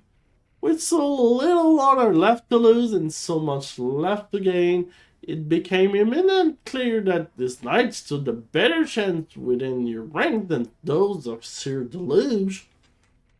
And there is little left to say. This knight cannot escape his path, and yet he chooses to believe that it was spared that day not merely by coincidence. Perhaps under King Horus yet has plans in store in which this knight may play a part. This knight, he clings, however, vainly to the hope. He slithers away, his head bowed low. It seems best to leave him for now. You sense he feels relieved at having shared all this. Okay. Well.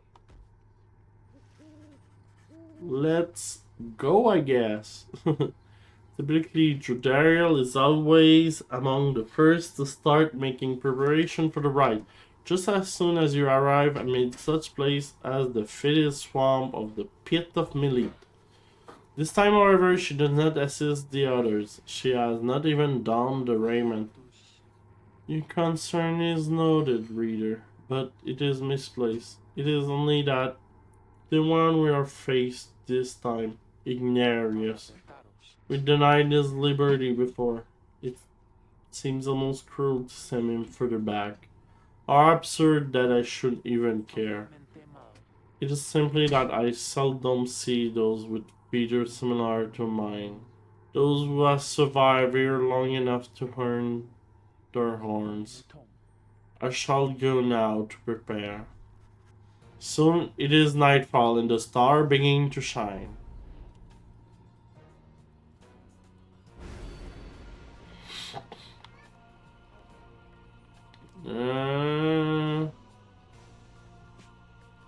Okay, nah. I'm good.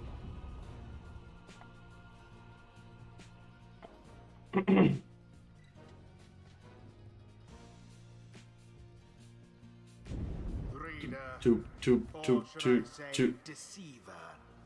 Hey. Detect another exile in your ranks. The exile Volfred Sandalwood himself, that cursed sap. I ought to have known he was behind all this. He has no love for our sacred tradition. Yet you would heed his poisoned words over mine own? I thought that we were friends. Then fine. Let us return to a more formal distance. Okay, calm down, dude. Hey, well, if it isn't Curly Horns. Surprised it didn't let you out already. Not that I'm complaining. Was hoping and running to you again. See, when you've been stuck in here for about 14 years, not that I'm counting or anything, you gain some appreciation for the simple stuff, you know? Bit of cold breeze, a solid meal. Anyway, it's good to see you in one piece is all. Everybody's voices is working my throat right now.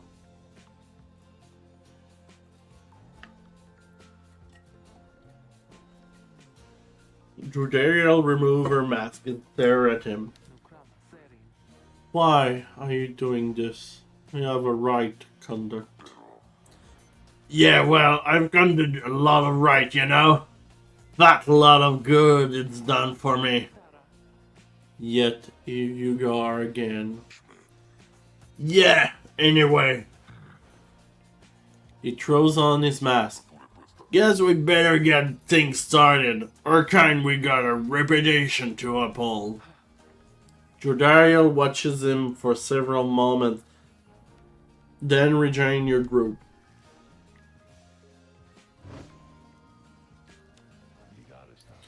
Reader, my girl, let us come for a moment here. I'm returned now to the rites, a tradition that had once disavowed. And now that I've done the raiment, the voice knows I'm here. It is no matter, really, for our plan is well in motion. All that remains for us is to prevail. I shall aid you and the other in this task the best I can. Let us see now whether these old limbs of mine are still of any use. And there he is at last, alive and well. Okay. I know that you can hear me. Oh, I can shield. You're causing quite a stir out in the Commonwealth. You plant your little seeds of Okay, so he's defensive. designs at sowing Oh, chaos. he can blink. Okay. Good evening to you. Sprout. Okay, I can do only one. Now then, Nightwings. I look forward to conducting with you all, and then, and if and when, of course, the reader call for us to sing a triumvirate together. Okay, our adversaries, Ignarius, his heart is not in this. We should be able to prevail against him without difficulty. Choose now your band of traitors.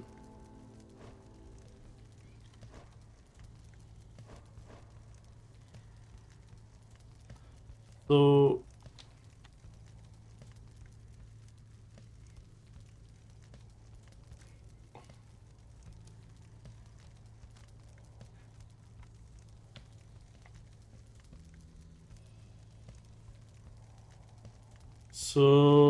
oh, I guess I want Pamita. Because Pamita, she's good.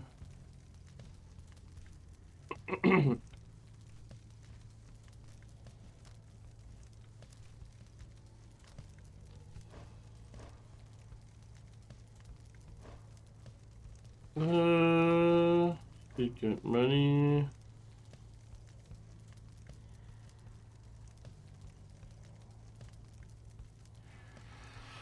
Oh yeah, okay. I see where I might.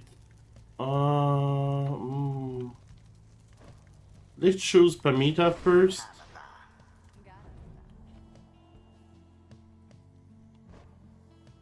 I think this one would be good.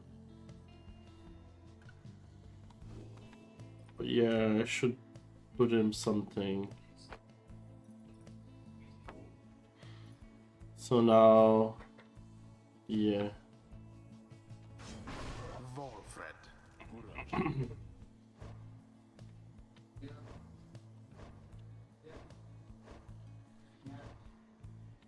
And maybe should I do Jodariel again?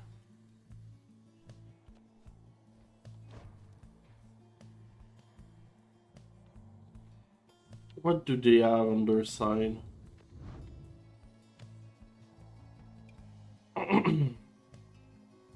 Okay, so plus 30. Oh, yeah. Salute. Presence.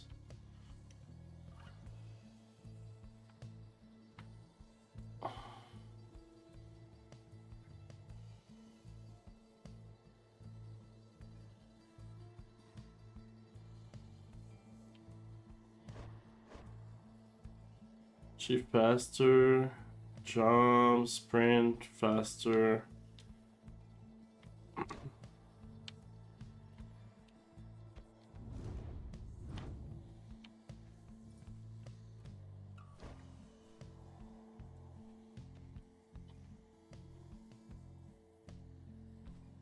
Hmm.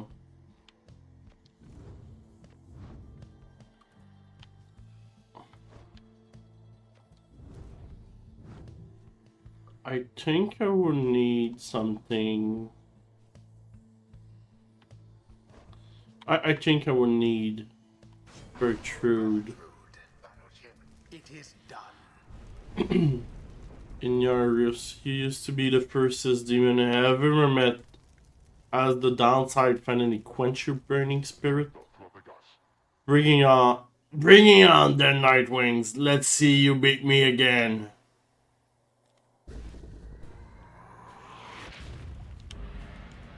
Begin.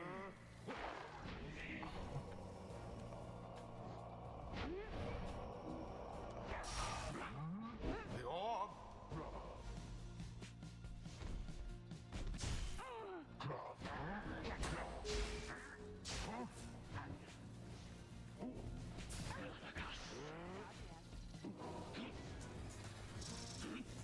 How very fortunate.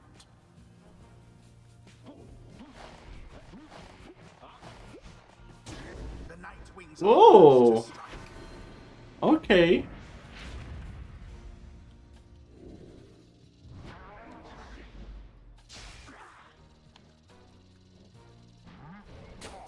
Zap.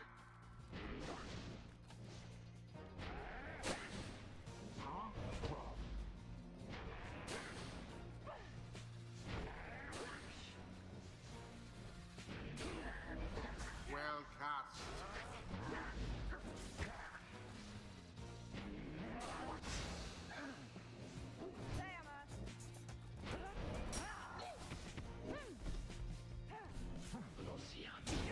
Boom. Must douse the flame. Yeah. Flying, baby. This is the path to glory. Try to take that now. There, Boop. by the scribes. Oh my god. I got a good team now.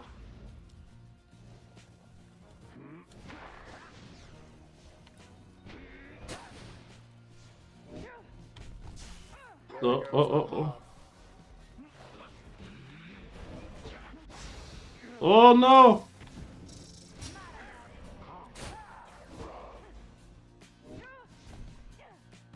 Yeah.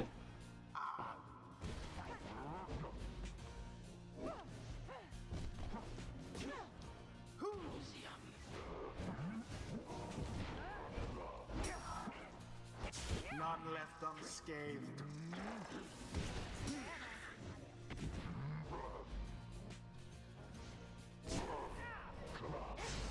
Oh no.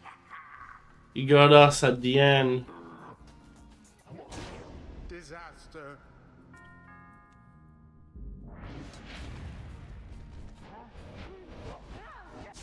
The orbs are Oh, gleamed again. it's lingers so much. Why is that?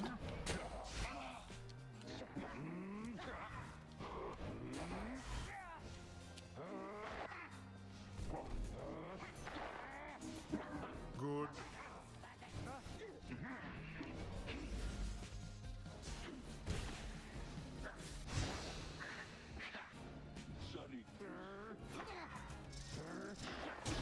Your pyre I don't I don't understand why I cannot have my plan going out.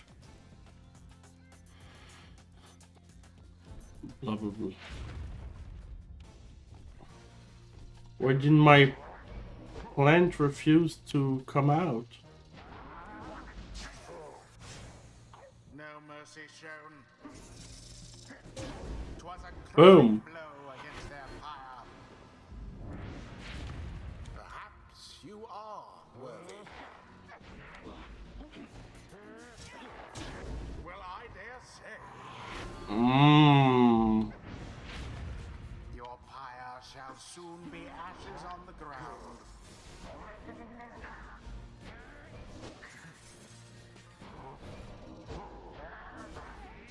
How comical.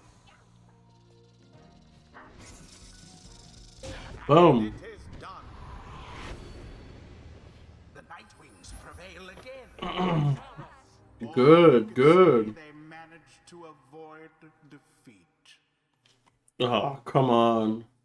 Be a good player. Done. Well, Curleon, what can I tell you? Guess you Nightwing still got a spring in your step. You could have prevailed. Why did you hold back? Ha! Ha ha ha ha! You really want to know who there, huh? Indulge me. Sure. You're free tomorrow night. Judariel scoffed at this. She dons her mask. Then she turns and walks away from him without another word. Inarius simply stands and stares. Yeah. The scribes bless us with their ways.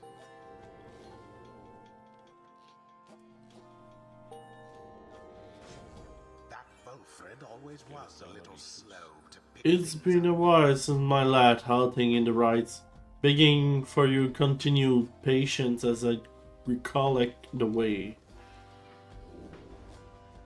Okay, let's see. Okay, sapling. Oh!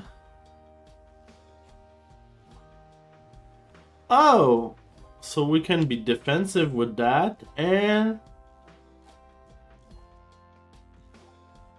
defensive, but by gaining back the Pyre. Oh, that is super good for me.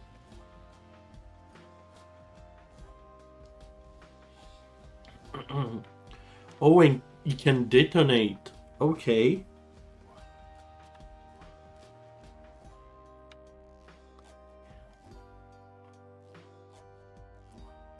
That is super good.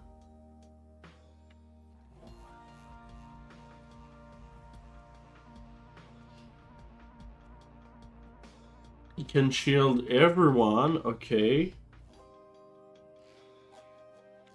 Return from banishment.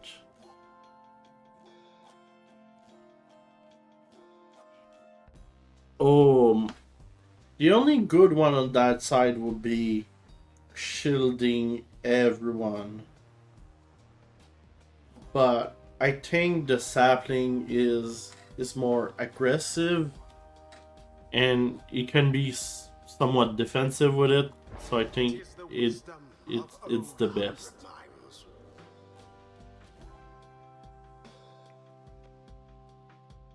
Okay, we did good. We really did good.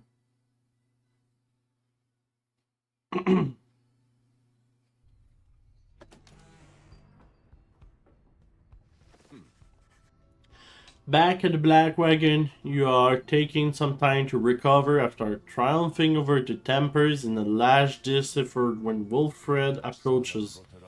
The Nightwings are in capable hands these days, my girl.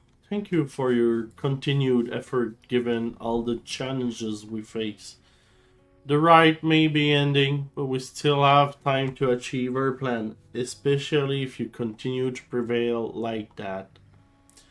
Come, let's see whom we shall square against when next the stars align. The stars yet shine for you, revealing various paths forward. Okay. Homer. Helmer. A goal. So, yeah, okay.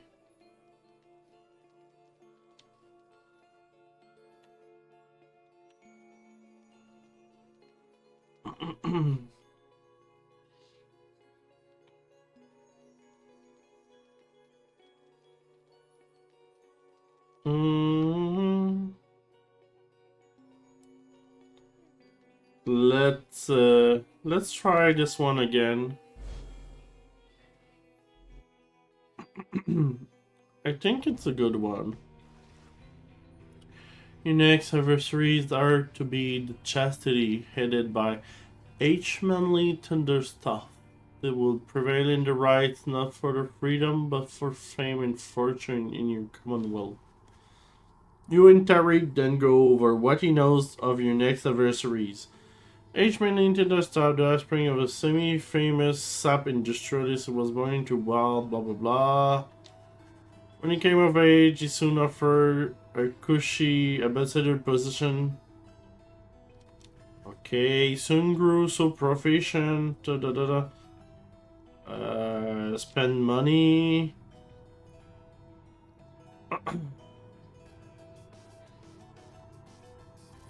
Okay.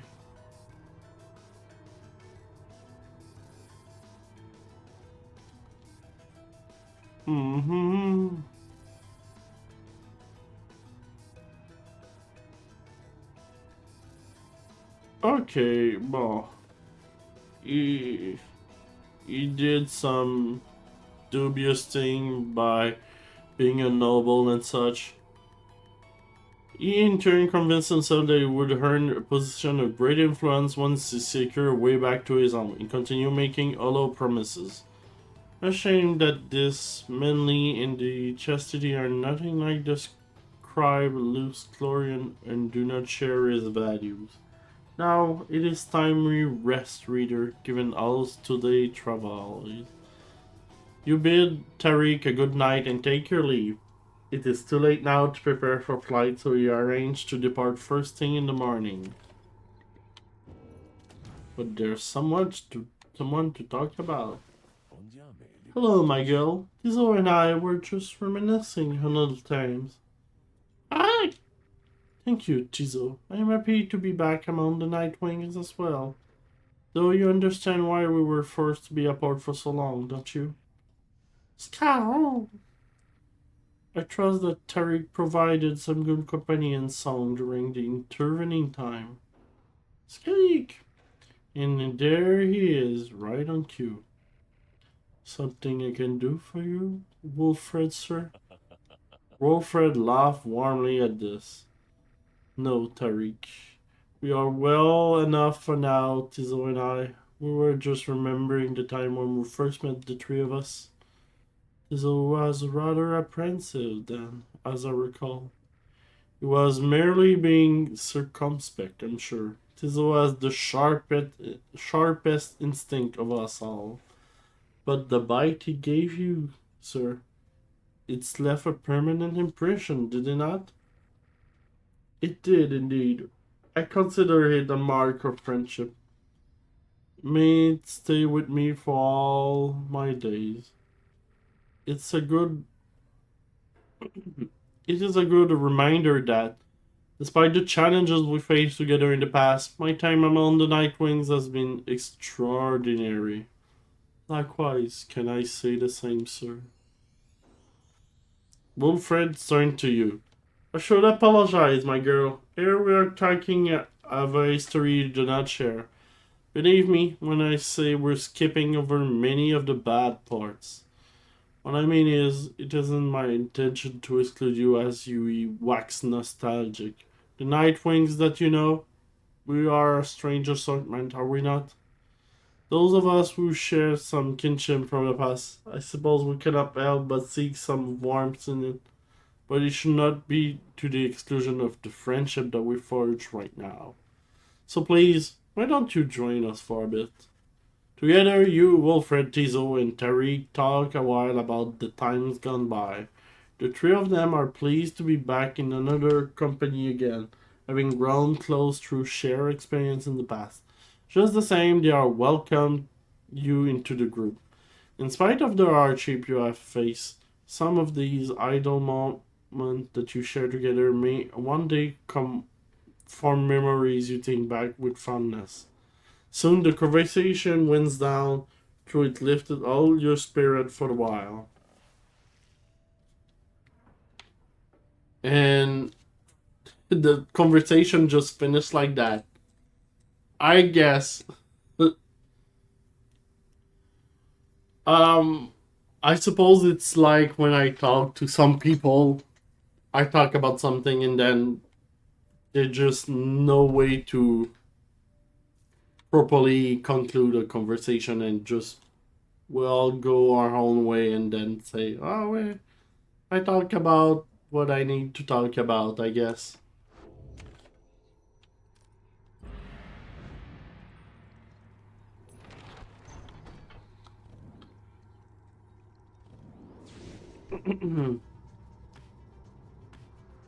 Oh, we have to go down, that's right.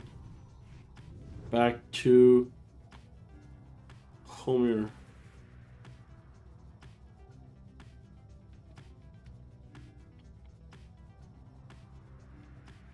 We can learn about Sir Deluge or follow Pamita instinct. I guess we'll go with the instinct of Pamita. You made time to explore the rocky pathway of Fall Flat with your companions. I haven't seen a thing. Gertrude, what about you? We haven't discovered none of any consequences yet. There is more to see. They turn to you. You may continue searching or return to the wagon and then pursue your vocation. Oh!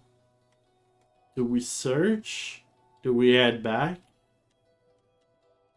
Hmm.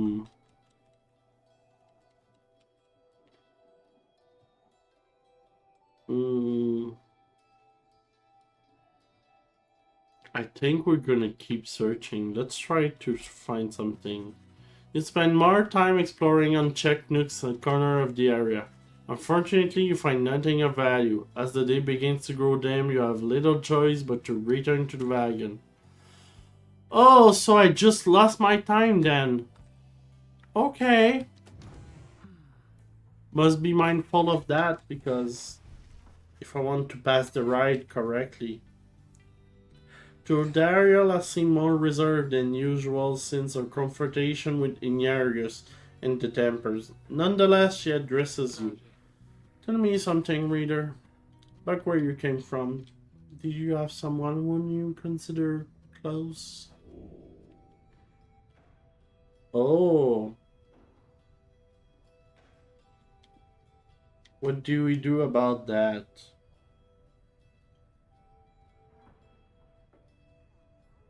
Do we say we have someone or not? What do you think? Or says nothing. Stay secretive, maybe.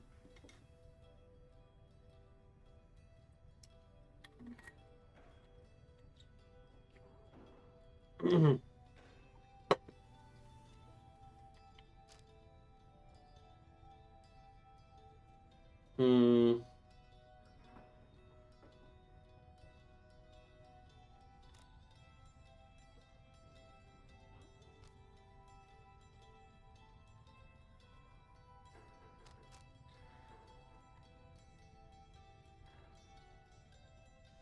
I guess I would go with say nothing. I think we are mysterious. We don't need our past experience.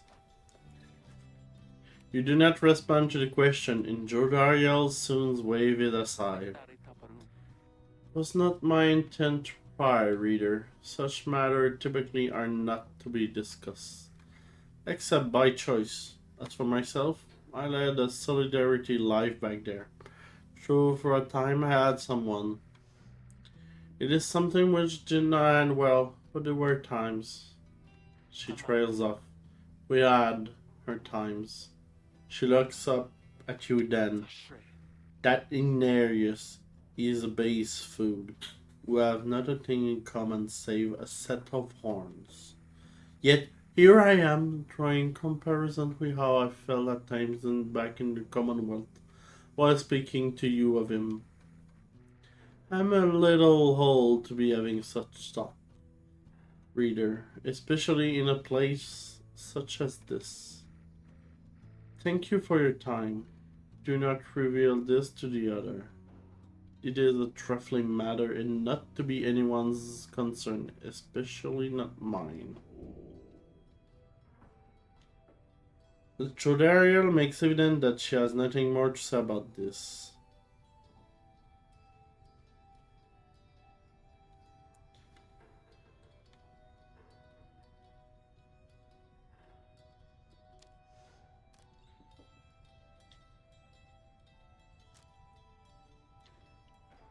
Uh,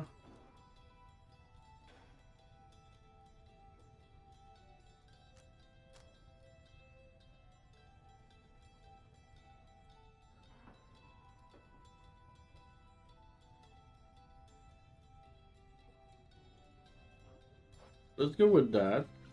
You admit, not without some degree of difficulty, that you have grown to care for yourself. You understand full well how Inerius must feel. You knew from the first that you had never met anyone like her, but you could never have surmised the degree to which this turned out to be true. Judariel says nothing at first. Brave of you to say. Such flattery. How brave of you to say. Am I creating a lesbian romance by saying that? Because that would be quite awesome. In turn, as this conversation demonstrates, I've come to value your kinship. But we shall have to draw a boundary there, for a variety of reasons. No! I don't want boundaries!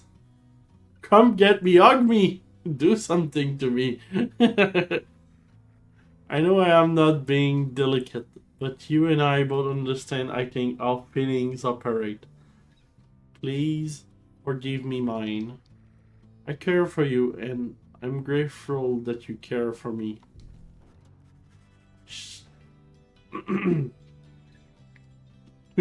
Why she's leaving? Mommy, come back! Come back, hold me! She departs with a nod. You sense her mood grown darker for the moment, not because of anything you said, but because of how she knows she made you feel.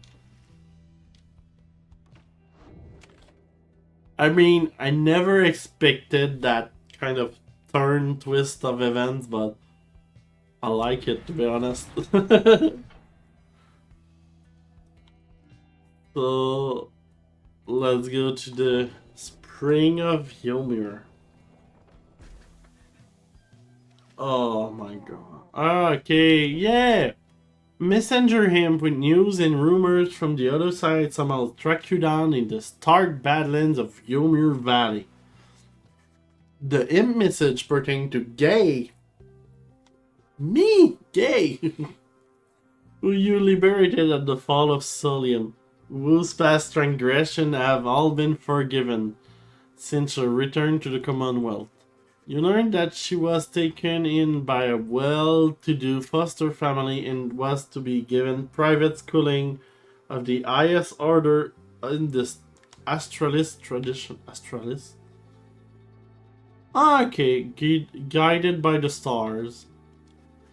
They promised her that in time she might one day have the honor of teaching the children of the Commonwealth herself. However, she soon went on her own way, insisting that the 8 scribes themselves were calling her. She started wandering again all on her own. That is until she located Wolfred and her agents. Thus, her wandering ceased, and the ranks of the revolution grew stronger. Gay also left a simple message. Believe in the scribes. You thank the messenger him for the report as your companion gathered to discuss. Perhaps those scribes of her yet live, for hers is a charmed life. She better be more careful or else they'll throw her right back in here with the rest of us. Excuse me. Oof. That one very powerful indeed, a sorceress of some. A certain hair about her, most intriguing. She has the manner of a saint, that one. She knows in her heart the traditions of the scribes. Small in stature was the godly Gay, yet great indeed in spirit. Even now this knight remains in awe of her. The news of Gay liberation fills you and your fellow exile with newfound resolve. We have more hope.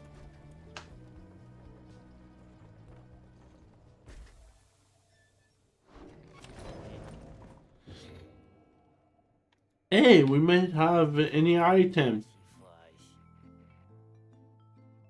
Okay. Oh, you guys, I already forgot about how you left me and Dad back in the middle of nowhere when we really need help because we made it back eventually. And I got to say, this is your lucky day because those stingers I picked up, which you said you didn't want and which I said were gonna fly right off the shelves, well, turns out they got a couple left. He pauses for dramatic effect, then he reveals to you several artifacts. Black Hoof. Okay.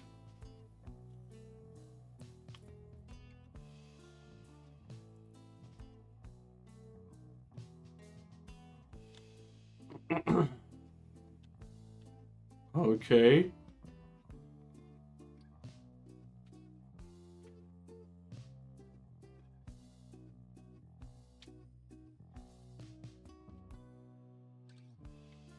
Well, I don't like those items. Nice, you guys, you got first on these bad boys and can tell you what, you're going go fast. Yeah. What is that then?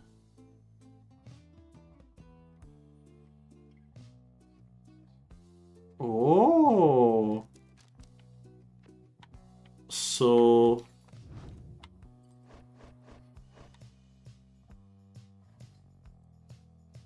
it's better than that, I think.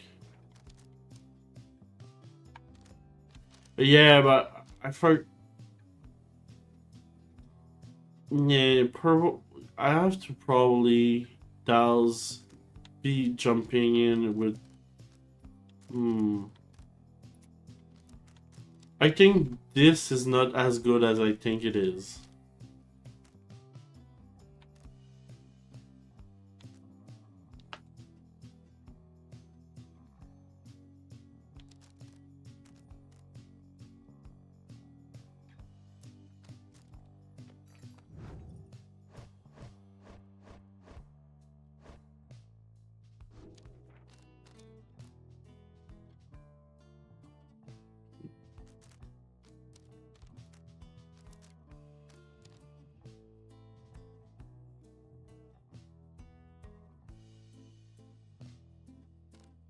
Only plus 10% faster. Okay.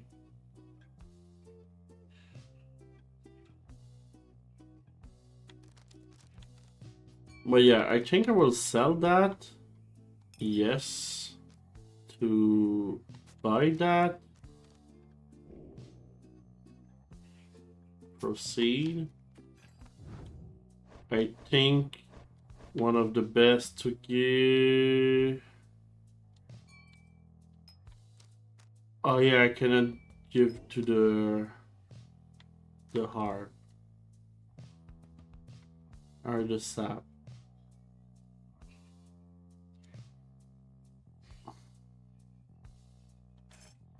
Well, I can give that to her.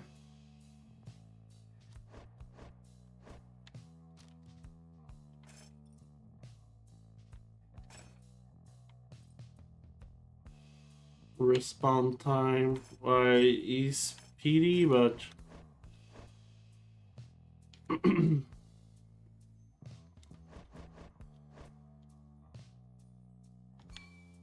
I think I will give that to Sir Gilman. Will give that to. Oh no, she's quite good already for that. Uh.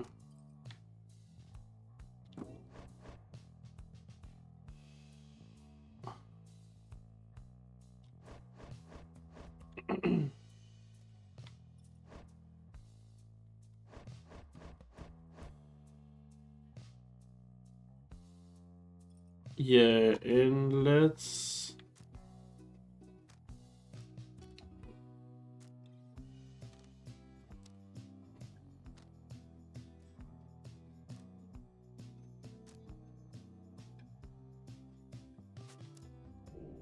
buy this. Yes, let's try this. And let's give that. Oh, 36%. It's gonna be good, I think.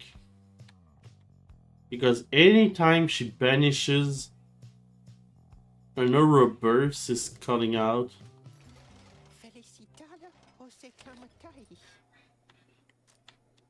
Let's do the right. As the sky above the spring of Homer darkens, your companion watch in silence and await commencing the rites. Trudariel speaks up after a time. Any moment now. Now everything is ready and the star beginning to shine once more precisely as foretold.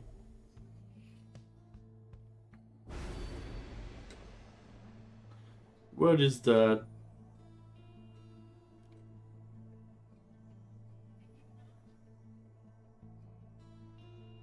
Uh, mean, I could manage this one, but do I want to manage this? Shafts of 6 shoulders, Oh, the unfathomed plurness. they all have funny names. Okay. Nah, I think I'm good without them. Without them.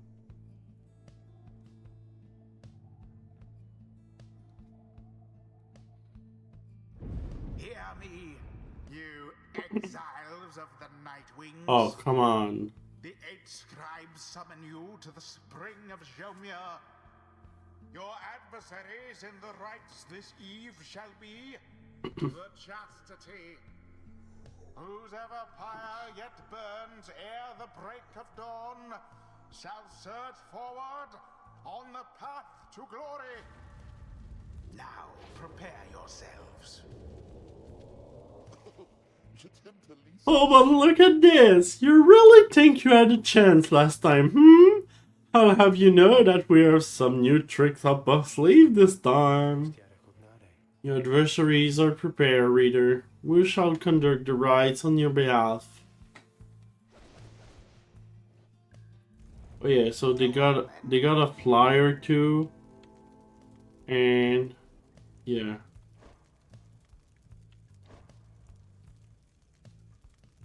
I think I want...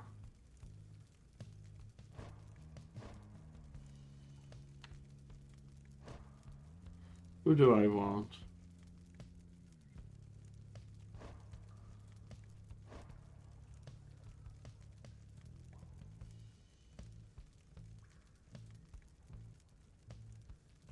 I want... Probably... Gertrude. I probably want Dodariel.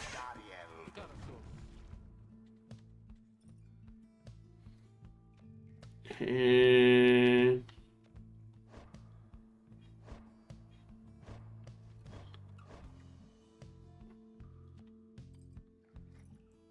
let's do Tizo.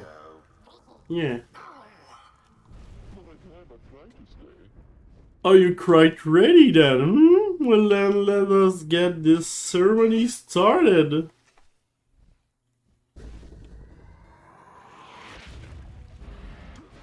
Now begin.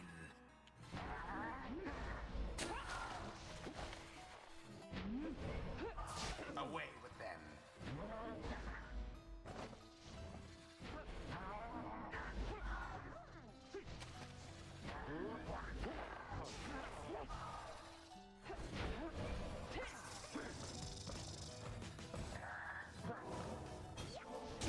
Merely a Oh, glancing blow. that's how you do it. You launch it like that.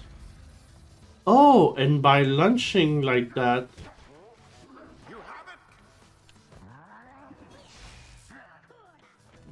oh,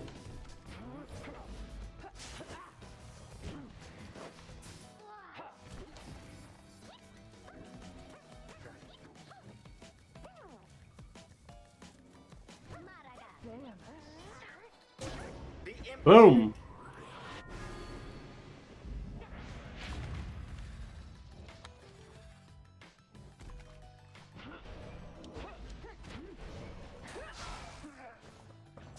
to each his own.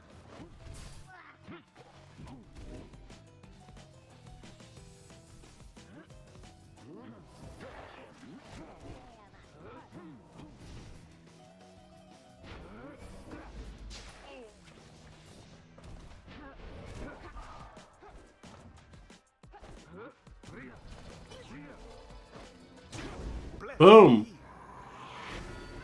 Okay, it's going good.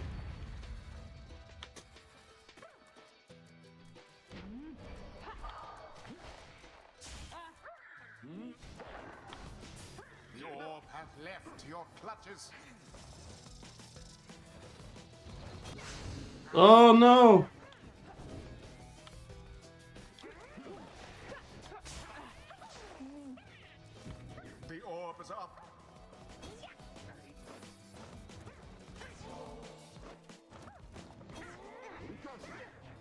Oh no!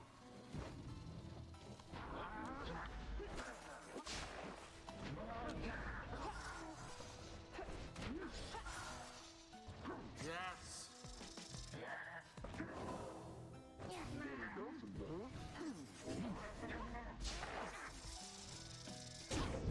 Ah, they got us. Oh, how very charming the display. Quit it now. Let us manly put an end to all of this before you make a terrible mistake. Okay, calm down.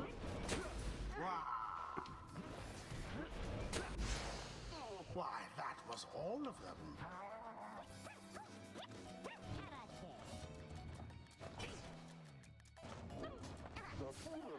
The orb is loose. A rude predicament for the chastity. Tizo Boom. use their pyre. Hey, there we go. Now end the ceremony.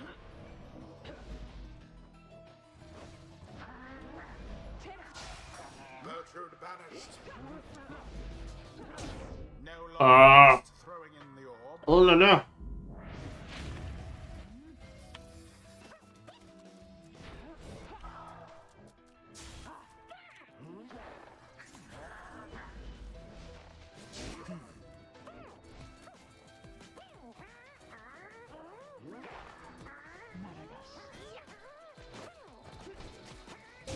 Woo! Woo! It was close, but we did it. May their next adversaries fare a Huh. little better. It's going well. It's going well. Mm-hmm.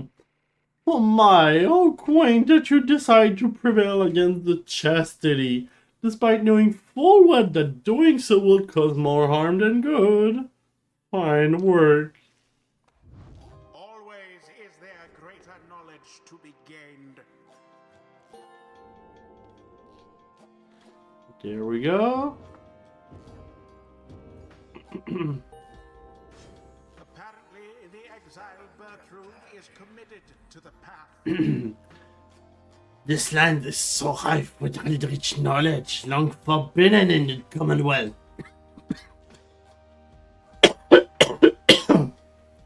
We learn to turf for fear itself.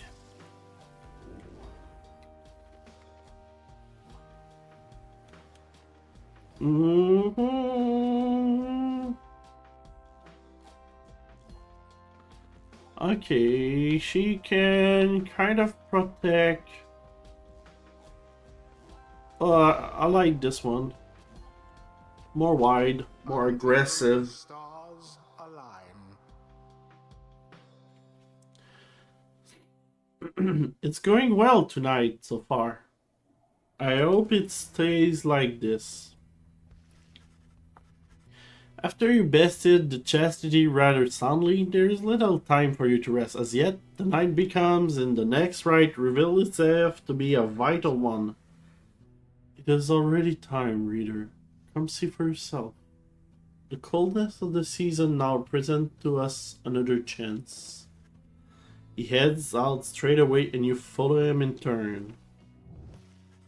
Indeed, among the remaining stars, you see one with which you are familiar now burns ever brightly.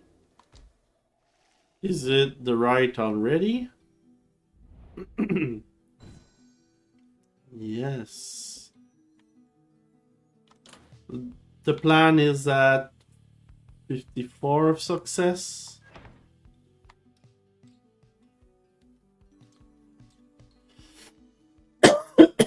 And we have to face Temita.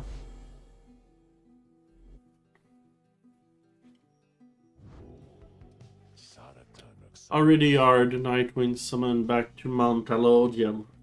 Picture the rides as a wheel broken free from a black wagon. It is turning uncontrollably and soon shall reach a sudden stop. We should have several chances left for someone to go free. Either us or else our adversaries, but not both. What is at stake each time is further complicated now, I must admit. knowing we have so few opportunities remaining. Those whom we send back in the Commonwealth, should our plan somehow fail, they may look back upon exile with fondness. So returning to the Commonwealth it is not so inherently a mercy, I don't think. Moreover, there are also those among us who would count on to prevail in the rights. We need them on the right wing just as much as we need them in the Commonwealth. We cannot simply grow our numbers here, given the circumstances. And so, who stays, who goes, these choices affect us all. No pressure there, my girl. Now, I don't know about you, but I shall go and take my leave for now. Let's set forth again at daybreak.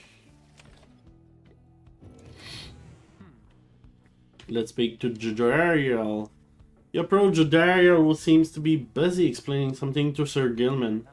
And so, fainting left against them proves to be reliable. They all lead with their right wings when they choose to strike. They are quick, but can leave themselves quite vulnerable. Such sage counsel, madam. This knight feels more than bold, and should he ever be again forced to confront the eye-wing remnants in single combat. Pray you never shall. Being here, I suppose it is unlikely. She notices you then. Reader, the good knight and I were just comparing survival strategies we pick up on the blood border, reminiscing on old times it could be called.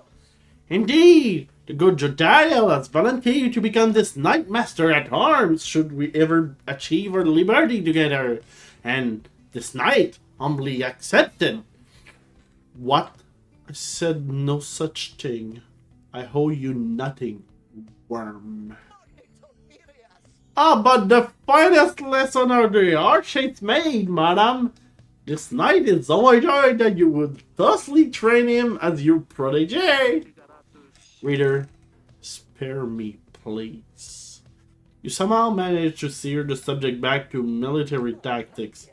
This knight is most impressed with your familiarity with the finer points of being sliced to the ribbons by eye-wing remnants, Master Reader.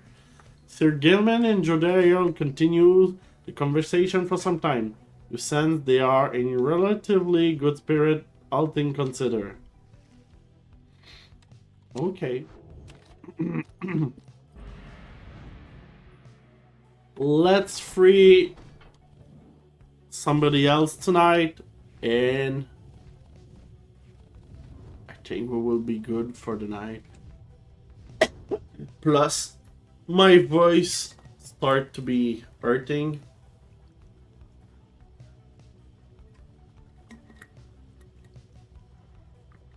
My throat is telling me it's not good to keep a lot of voices.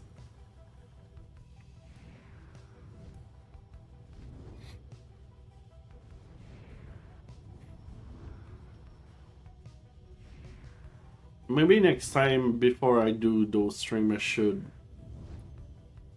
warm my throat with like some tea or something. She can gain a favor. I think I will go with him. You make landing upon Mount Alodiel, where Wilfred put you aside while the other complete the post-flight inspection. He puffed at his pipe before speaking up. Reader, as you may know now, I wear the raiments once again. This means that I myself may soon be worthier to regain my freedom in the eyes of the hate scribe. No, however, that is not my wish to go just yet. It is true I could be of some benefit to our plan back in the Commonwealth, but I feel my place is here for the time being. Perhaps once the Night Wings are on a sure footing in their path, my time shall come. Those are my feelings on the matter, and I wanted you to know. I shall, of course, defer to you. Our path is not to contradict the reader's will. Anyway, I trust that all of us, yourself included, shall find her freedom. If not soon, then by when all this is over.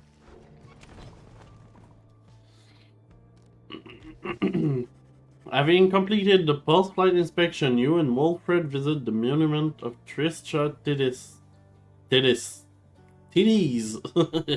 here in Emperor Ascent, a relic. Was this somehow you doing? You who curse the scribes and the stars themselves? I pray for you this time, and if the scribes will for the rites to be ended, then we shall have to work with that. No setback shall be insurmountable.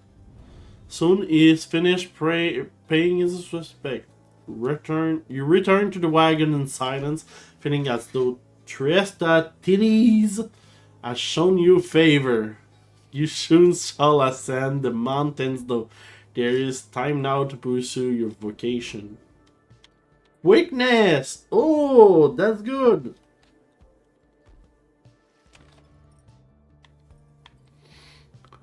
Triesta is... Oh, I'm blurry. Hey! Hello? Camera?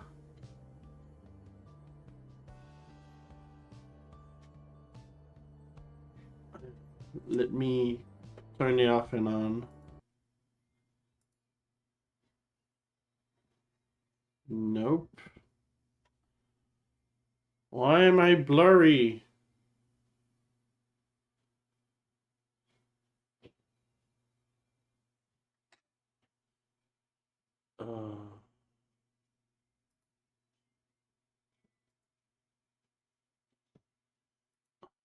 Can I see the properties?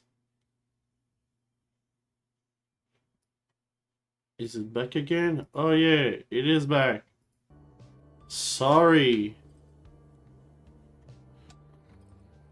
Worst of time.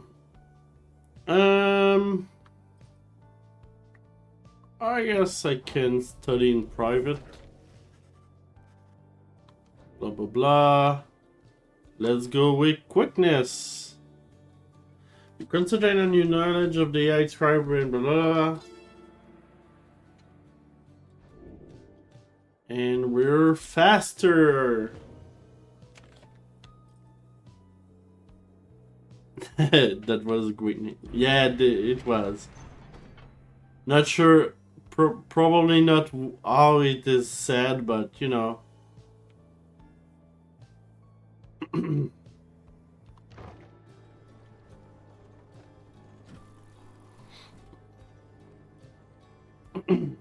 So let's make a power team for this,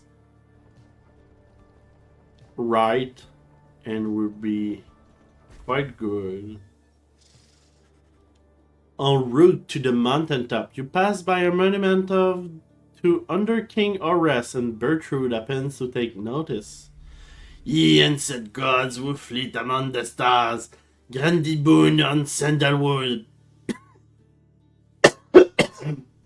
If one of is to be granted, for he shall put it to good use.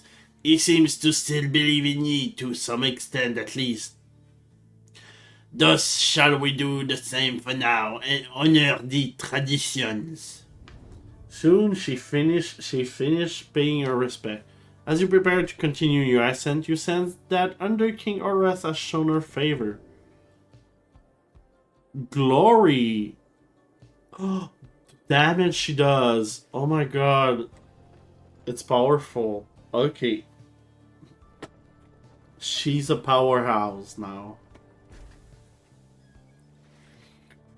You and your fellow exile gather at the foot of Scribe's Gate before an archway carved of stone where stands the gate guardian. Greetings to you, Celeste. I see the exile of the Nightwings have returned, even as the cycle of the rites begin drawing to a close. The Nightwings accept this as the will of the scribes. The Gate Guardian laughs at this softly for some reason. And you, Tariq, do you accept the will as well? But Tariq does not answer her. It is no matter. Now, Nightwings, Each of you, come forth and state what it is you seek while crossing the scribe's gates. One by one, the Nightwings declare themselves. You all pass through as before. When Wilfred takes his turn, Celeste stops him. You, I see you wear the raiments once again, explains. The cycle of the rite is ending. While I do not know exactly why, I have my fears. One of my contemporaries, who fell from the summit long ago, he lives and seeks his liberty again. He stands against us now and believes his triumvirate to be the true Nightwings. I remember well the contemporary whom you mean. Then the Nightwings stand divided.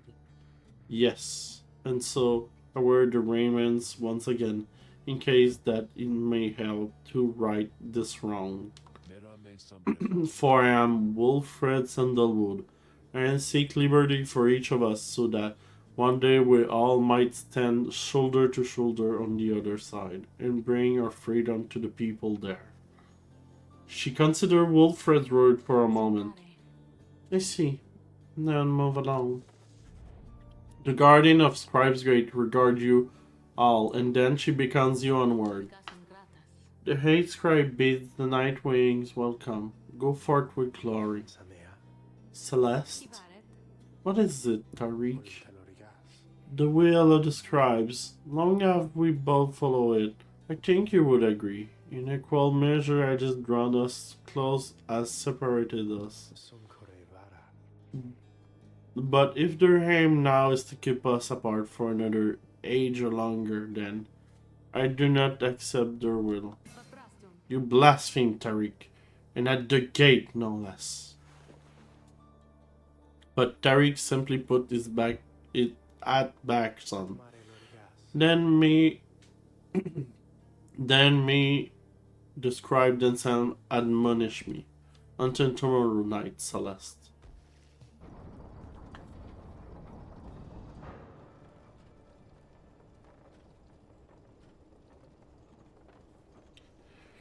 Okay. Having reached the peak of Mount Adodiel again, you see the vastness of the downside all around. It leaves you deep in thought regarding which of your companions ought to go free this night, as Gade did the last time. Is there something in the shop? Hey guys, so I don't know what's going up out there with all them Thor acting really weird and stuff, but let me tell you something. You ain't gonna find a better deal on this stuff. On anybody in the downside. You can trust me when I tell you that, okay? So go ahead and stock up.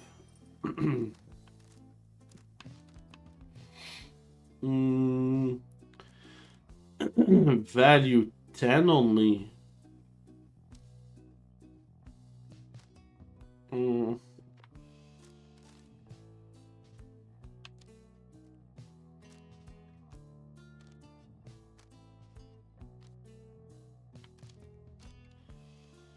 I guess I could have this for a small amount.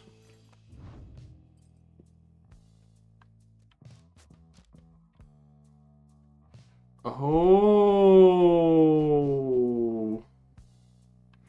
it's number per ride. Oh, I don't care then. Up to 3 times. I could do. It's still +4.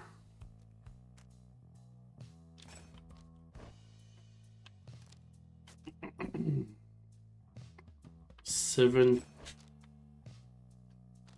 4, oh, still 4, 36.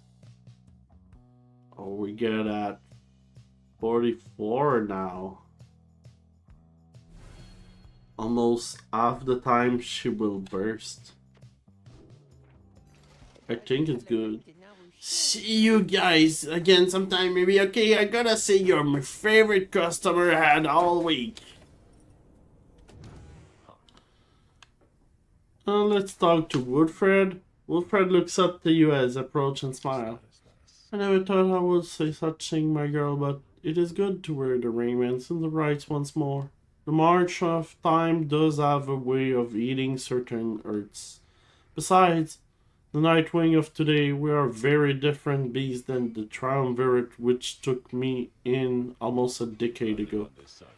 Ours was a triumvirate of exactly three. Well, four with Tizzle will prove to be an exception. Though historically the Nightwings never took on more exiles than needed. I have mentioned my predecessor, Brington, and my former companions, Erisa and Oralek. Perhaps naively I had hoped my time with them would not be relevant directly to what we now attempt. But seeing as the stories are now intertwined, do not let me know if there is more you wish to learn from them.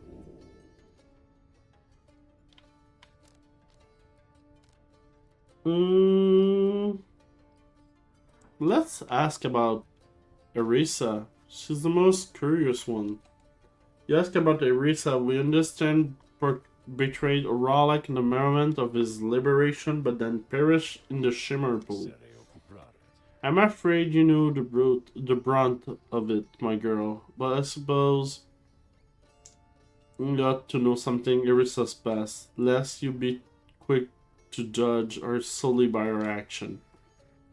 Mind you, I would never make excuses for terrible choices she ultimately made, but her life, I understand, was very difficult. Erisa had been exiled for the foulest of acts. You could see it plainly branded on her face. Such was the heinousness of what she did in the eyes of the Commonwealth. She was an apprentice blacksmith in youth, taking up the post left by her brother. He had fallen in battle on the blood border despite wielding their father's own lance armor. Her father never quite recovered after this, and had grown cruel and detached. It was Erisa who took the brunt of his fury. He expected the impossible of her. One day it was all too much for her, so when next he lashed out at her, she struck back. She struck back again and again and again. When they came for her father was gone, and she was not herself. She was promptly cast in the downside from the crime, where her hatred for the Commonwealth only grew. Erisa always was intense in her demeanor, haunted by her father's memory. More than that, her chief motive for wanting back her freedom was, in hindsight, not a healthy one. She longed to join her nation's enemy, to build for the Eye-Wing remnants a great siege engine that could shatter the defenses of the Commonwealth and forever end our feud. What she ultimately did to Oralek, it was an act of pure and thoughtless desperation. I do not think that it was simply evil, nor do I think that it was personal. I often wonder, though, if in her final moment in the Shimmer Pool she understood what she had done, and the death of which she had fallen. For years, I must admit, I hated her, but now my only hope is that she found a peace untenable during her relatively short life in the downside in the Commonwealth. Furthermore, I hope the life of Erisa offers some perspective yet to those of us who have not made the same mistakes. Now then, was there something else? Oh, I could talk a lot about them. Okay. Story time. Inquire about Brighton. Will you understand what liberated prior to when Wilfred first joined the Nightwing?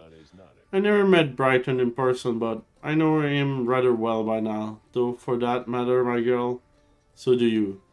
He studies your reaction from him, and then Brighton was born wealthy but not special otherwise. You have no reason to have heard of him. He was exiled for negligent misconduct. I do not know exactly why and do not care for spreading rumors. I first heard of him through Irisa and Oralic, who found him in me a suitable replacement following his liberation. They spoke little of him.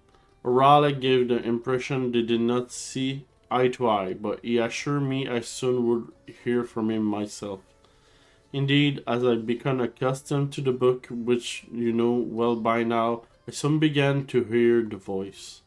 Wilfred looks at you as if to see if you yet take his meaning. You see, my girl, after Brighton's liberation, he assumed a new identity within the Commonwealth. He had and a new responsibility to triumvirate which liberated him. That voice you heard from time to time, whatsoever the stars align, it's his. He is the voice. Oh, he is no longer Brighton. He is now none other than the Arch-Justice and Drobalest Nine himself. Liberated exile retained certain burdens to their whole triumvirates. They have much to thank them for, not just for freedom, but their exalted status in the Commonwealth. The theocratic rulers of the Commonwealth, they do not wear masks and raiment simply for the sake of the ceremony. They are not who they appear to be. Their public paths are nothing but a fabrication. Like Brighton, they once were exiles too. Brighton, that voice, he has no love for either one of us by now. He knows full well what we attempt to do, yet he is bound by the tradition of the rites. He shall always stand on ceremony and complain, but I think he knows deep down that he is powerless. How ironic that one such high status in the Commonwealth should be so frightened of some long forgotten exile such as we. Anyway, that's Brighton for you. He must have seen you in the potential to be one of his staunch supporters for a time. If that's a path you wanted to pursue, I should apologize. Now then, whom else should we talk about? You ask about what Oralic was like when he and Wilfred first became acquainted. Wilfred remained silent for some time. I was very, very sick, when I first landed in the downside.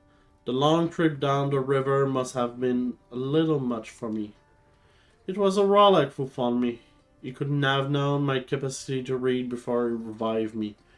He was a physician, intolerant of the sight of suffering of any kind. Not just any physician, mind you, a gifted, highly decorated one. He served on the front. Back then, skirmishes erupted frequently, and those such as Oralic, they had to deal with many casualties on either side. In time, he said he grew repulsed by what he saw. This saw in his heart a yearning for an end to all the bloodshed. So he tried to use his status to negotiate a treaty with the Irwin remnants. It must have gone about what you expect. He was given direct orders to return to the front. But when he refused to soil his hands again, they cast him in the downside.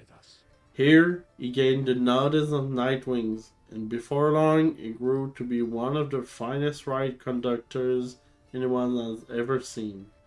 He was instrumental in the liberation of his companion, whose role in the triumvirate were later filled by Erisa and me. In times, Oralic own opportunity for freedom had come up. He longed for it, so that, with exalted status, he might stand a better chance of negotiating peace. However, on the evening of his liberation, well, you know the story from that point, Wilfred breathed a heavy sigh. He and I kindred spirit for a while. I could not bear to think that he was gone, and now I still cannot entirely believe that he is back. He is our adversary now, transformed, crowned cold. Still part of me is happy that he lives. Make no mistakes, of course. I shall not be swayed again or planned, not by Oralic or anyone. As I have said before, we share a higher calling now. As for Oralic, he wants his freedom still, although I wonder if you still remember why. Anyway, was there something else, my girl? We talk enough. You did the whole story shebang. My pleasure, reader. Reflecting on the past from time to time helps demonstrate how far we've come, yet how much farther we have yet to go. I mean, at this point, Wilfred almost have the main character status at this point. He's always talking about the past. He's setting everything in motion. We are just there to conduct the rites and then send them out. It's like we're in a second person perspective, like where we see the story unfold before us. We have little adjustment on all of this, and once more you have gained the fall of Solium, where one among you may go free. But first you shall have to prevail against the essence of the liberation rite. Reader, you companion that guide here under the fall, they shall be counting on you. Indeed, as the cycle of the rites turn ever faster, so too is our plan set in motion.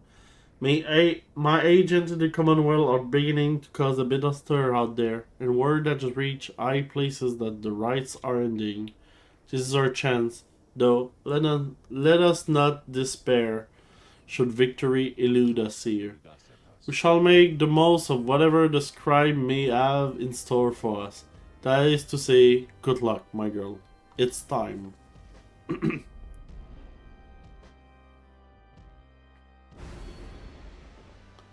And another one, what is that? Oh, of course not.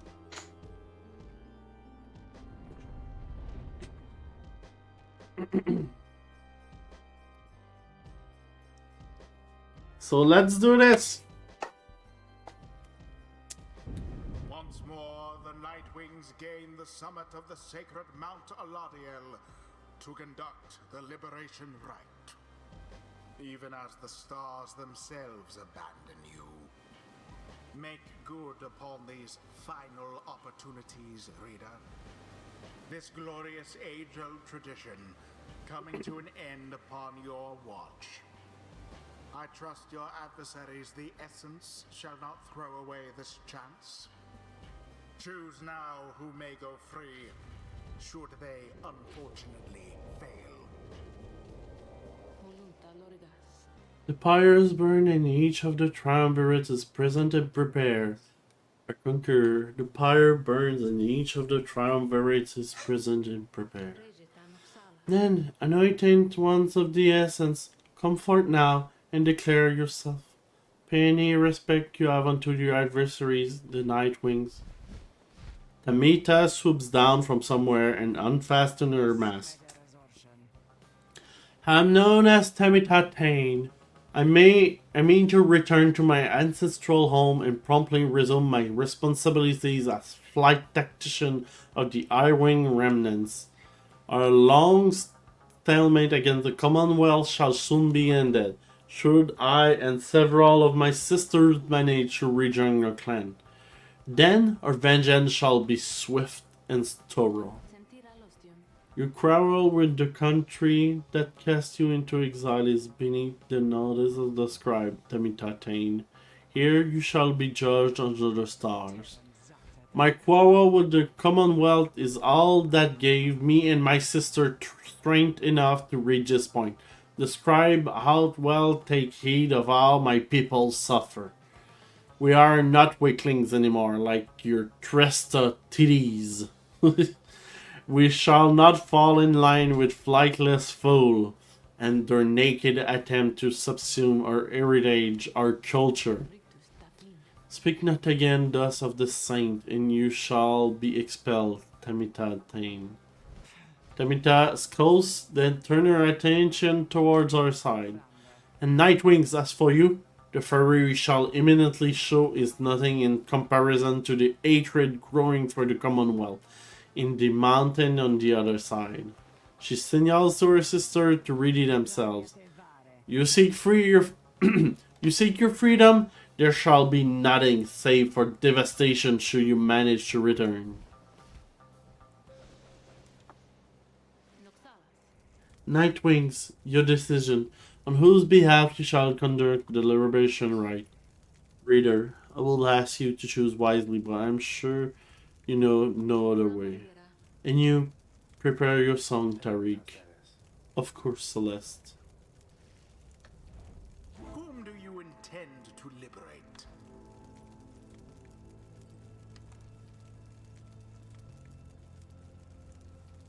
I mean, yeah, I guess, I know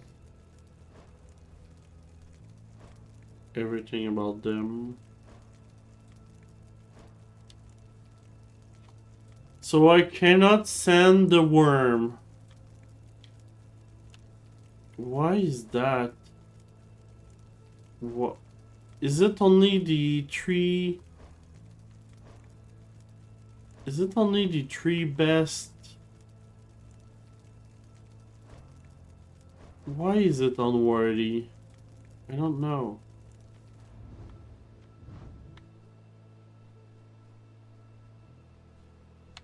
Okay, they move faster. I think I will do.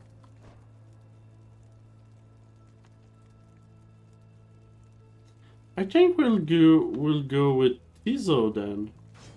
Tizo. Who shall strive for him? Wolfred. Let us prevail on this night for you, Tizo, and for the good of our ailing nation. So we could not send the worm out today. Huh. And Bertrude. Then, then we shall do what is within our power for that one. The choice is cast. One final obstacle to overcome here. I can soar again about your Commonwealth. Such destruction I shall rain upon it soon. But first, let us dance this final time.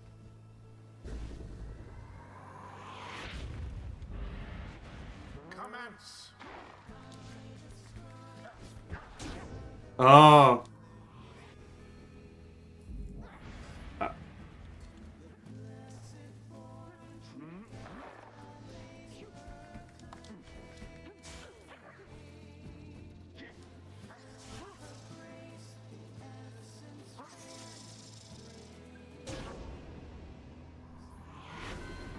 Oh, it's good.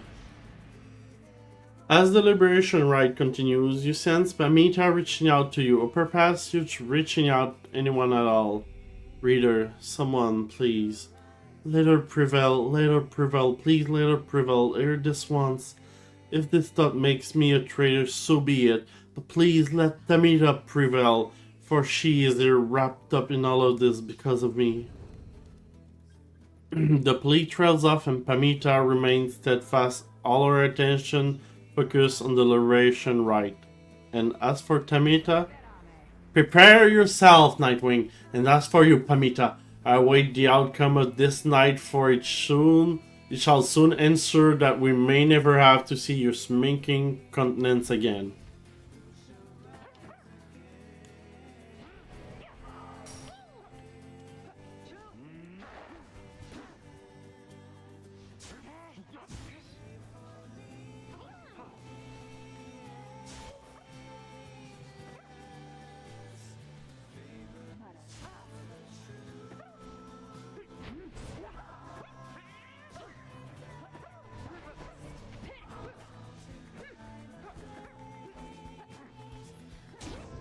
Oh no! What happened there?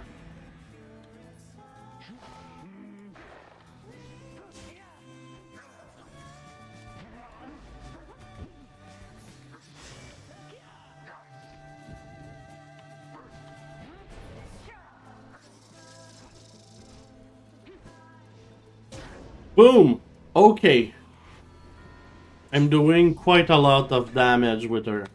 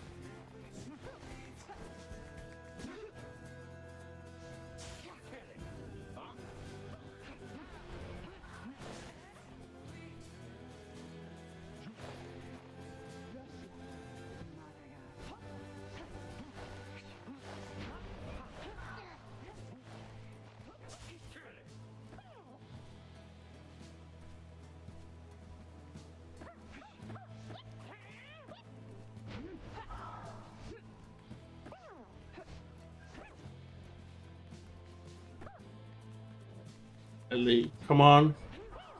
Oh, yes. You miss out. You miss out. Fuck yes.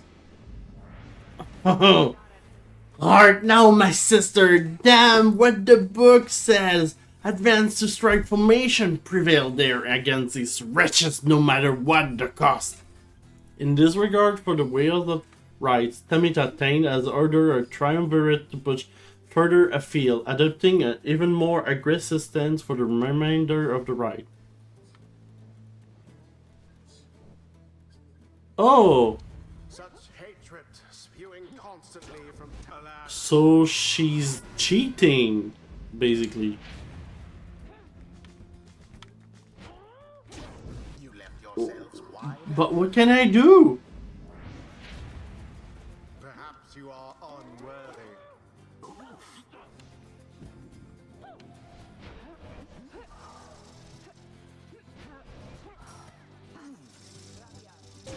The bog crone dove into the flames. Oh my god.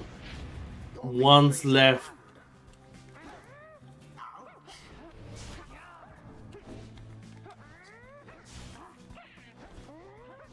And their No! No! No! intelligence proved their No! new Nightwing. No! I was so close! Oh my god! Thus ends the liberation rite. Oh. The scribes have chosen.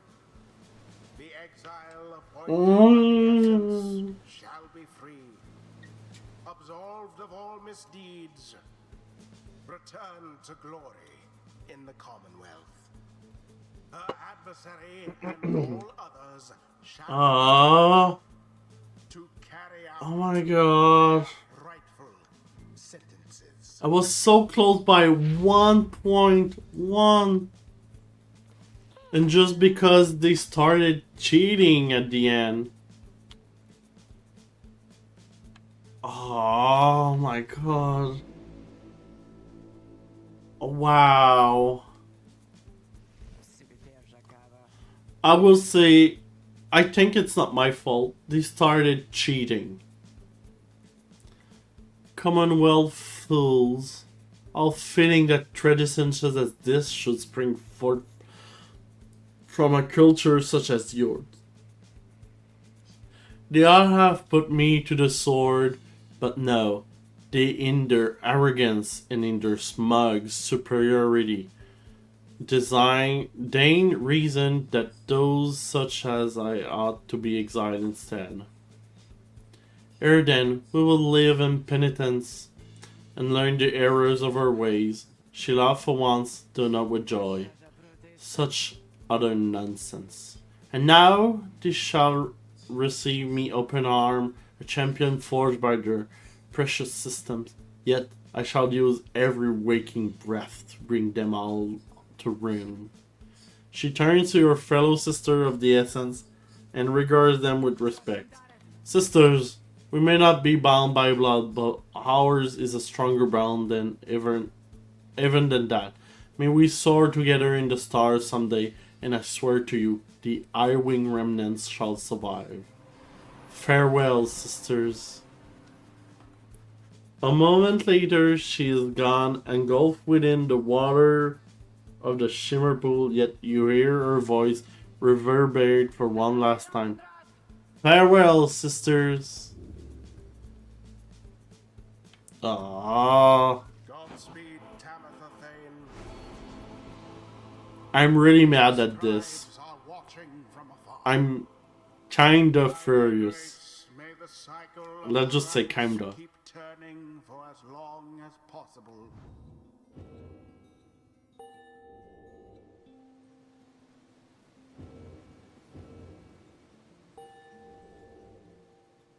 They stacked the odds against me. Oh my god. The 8 scribes gave their freedom. Well, So that Tamita, we may yet have and you ours. full well I never could give you back to the years you spent in exile. And I knew I never could regain your trust. But maybe now at least I can start to live with myself again. Though, are absurd, I might have doomed the Commonwealth, the High Wing remnants, and Tamita alike this night, and yet, once more, all I can think of it is myself. I need a drink.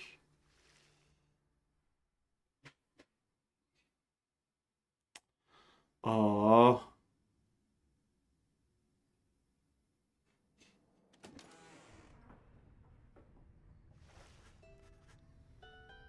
After the liberation rite, you find Pamita drinking along. Everyone else seems to be off doing something equivalent.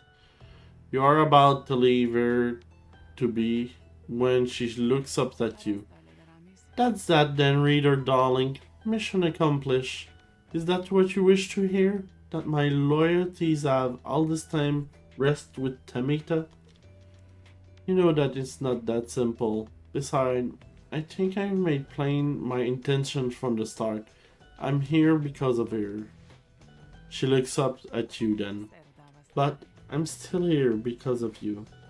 She pauses again for a time.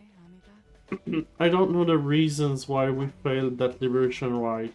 Were the Athens simply superior to her, perhaps?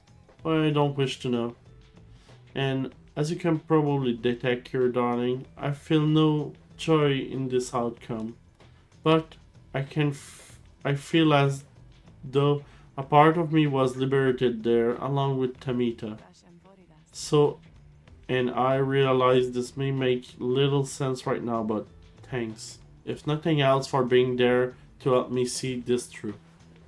She then gestures toward you with her bottle.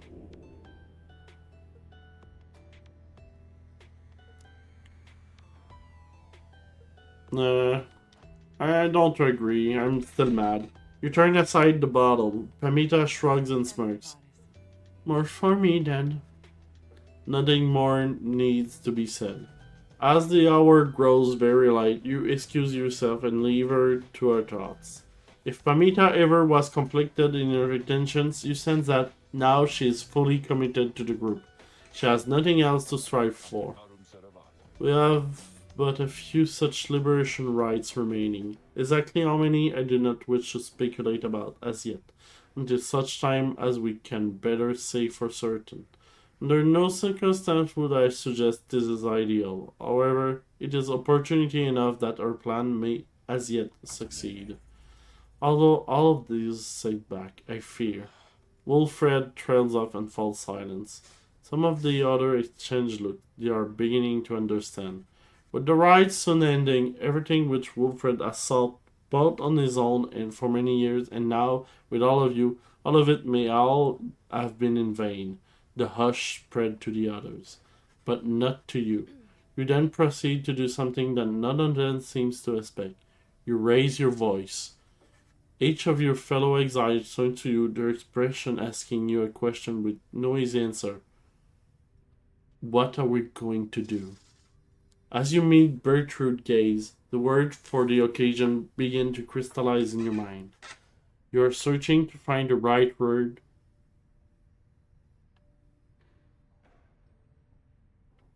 as your fellow exile looking to you.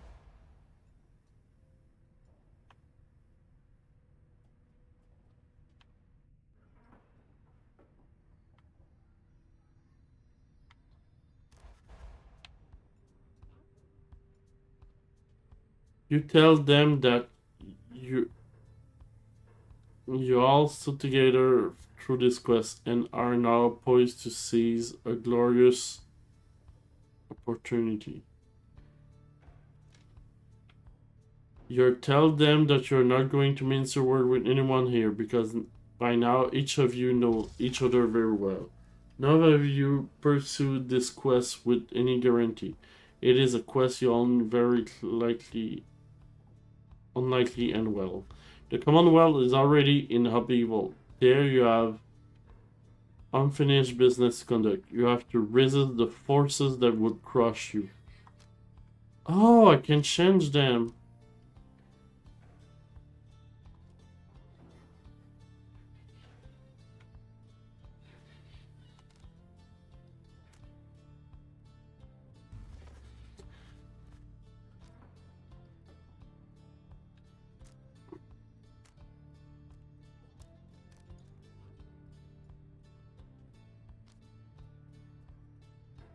Now it is the time to stand and fight the forces that oppose you for each other. For those who do not fight, do not prevail.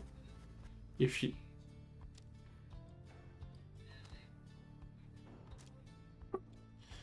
cannot see the merit in this quest, then you are unfit to stand among the Ninth Wing. You are unworthy of the star waning light. After a brief period of reflection, you share one last sentiment to the group.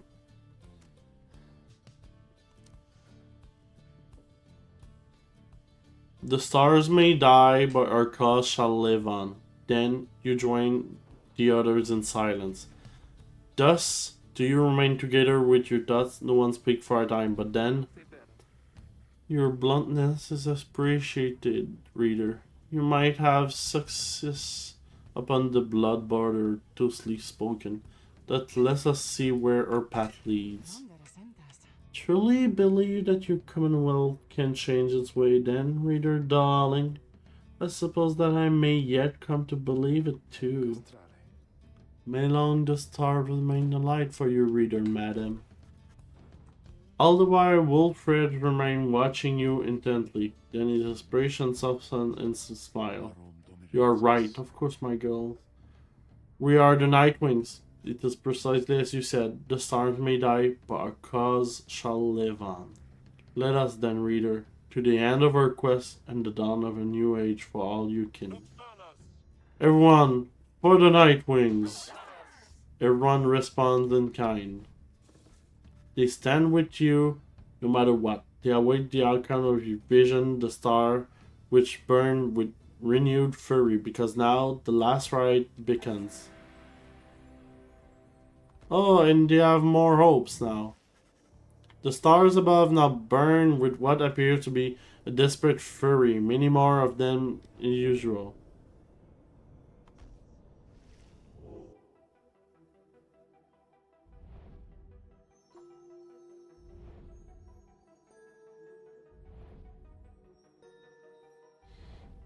Oh. I think since the stars of the eighth scribe, they shine together now as one.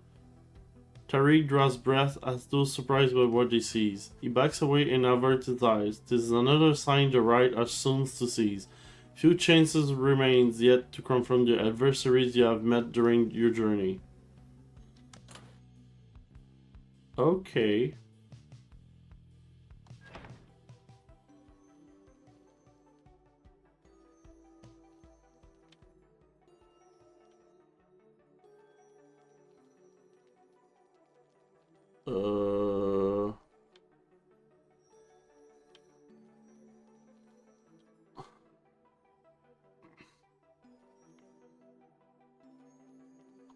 Let's do this one, I guess.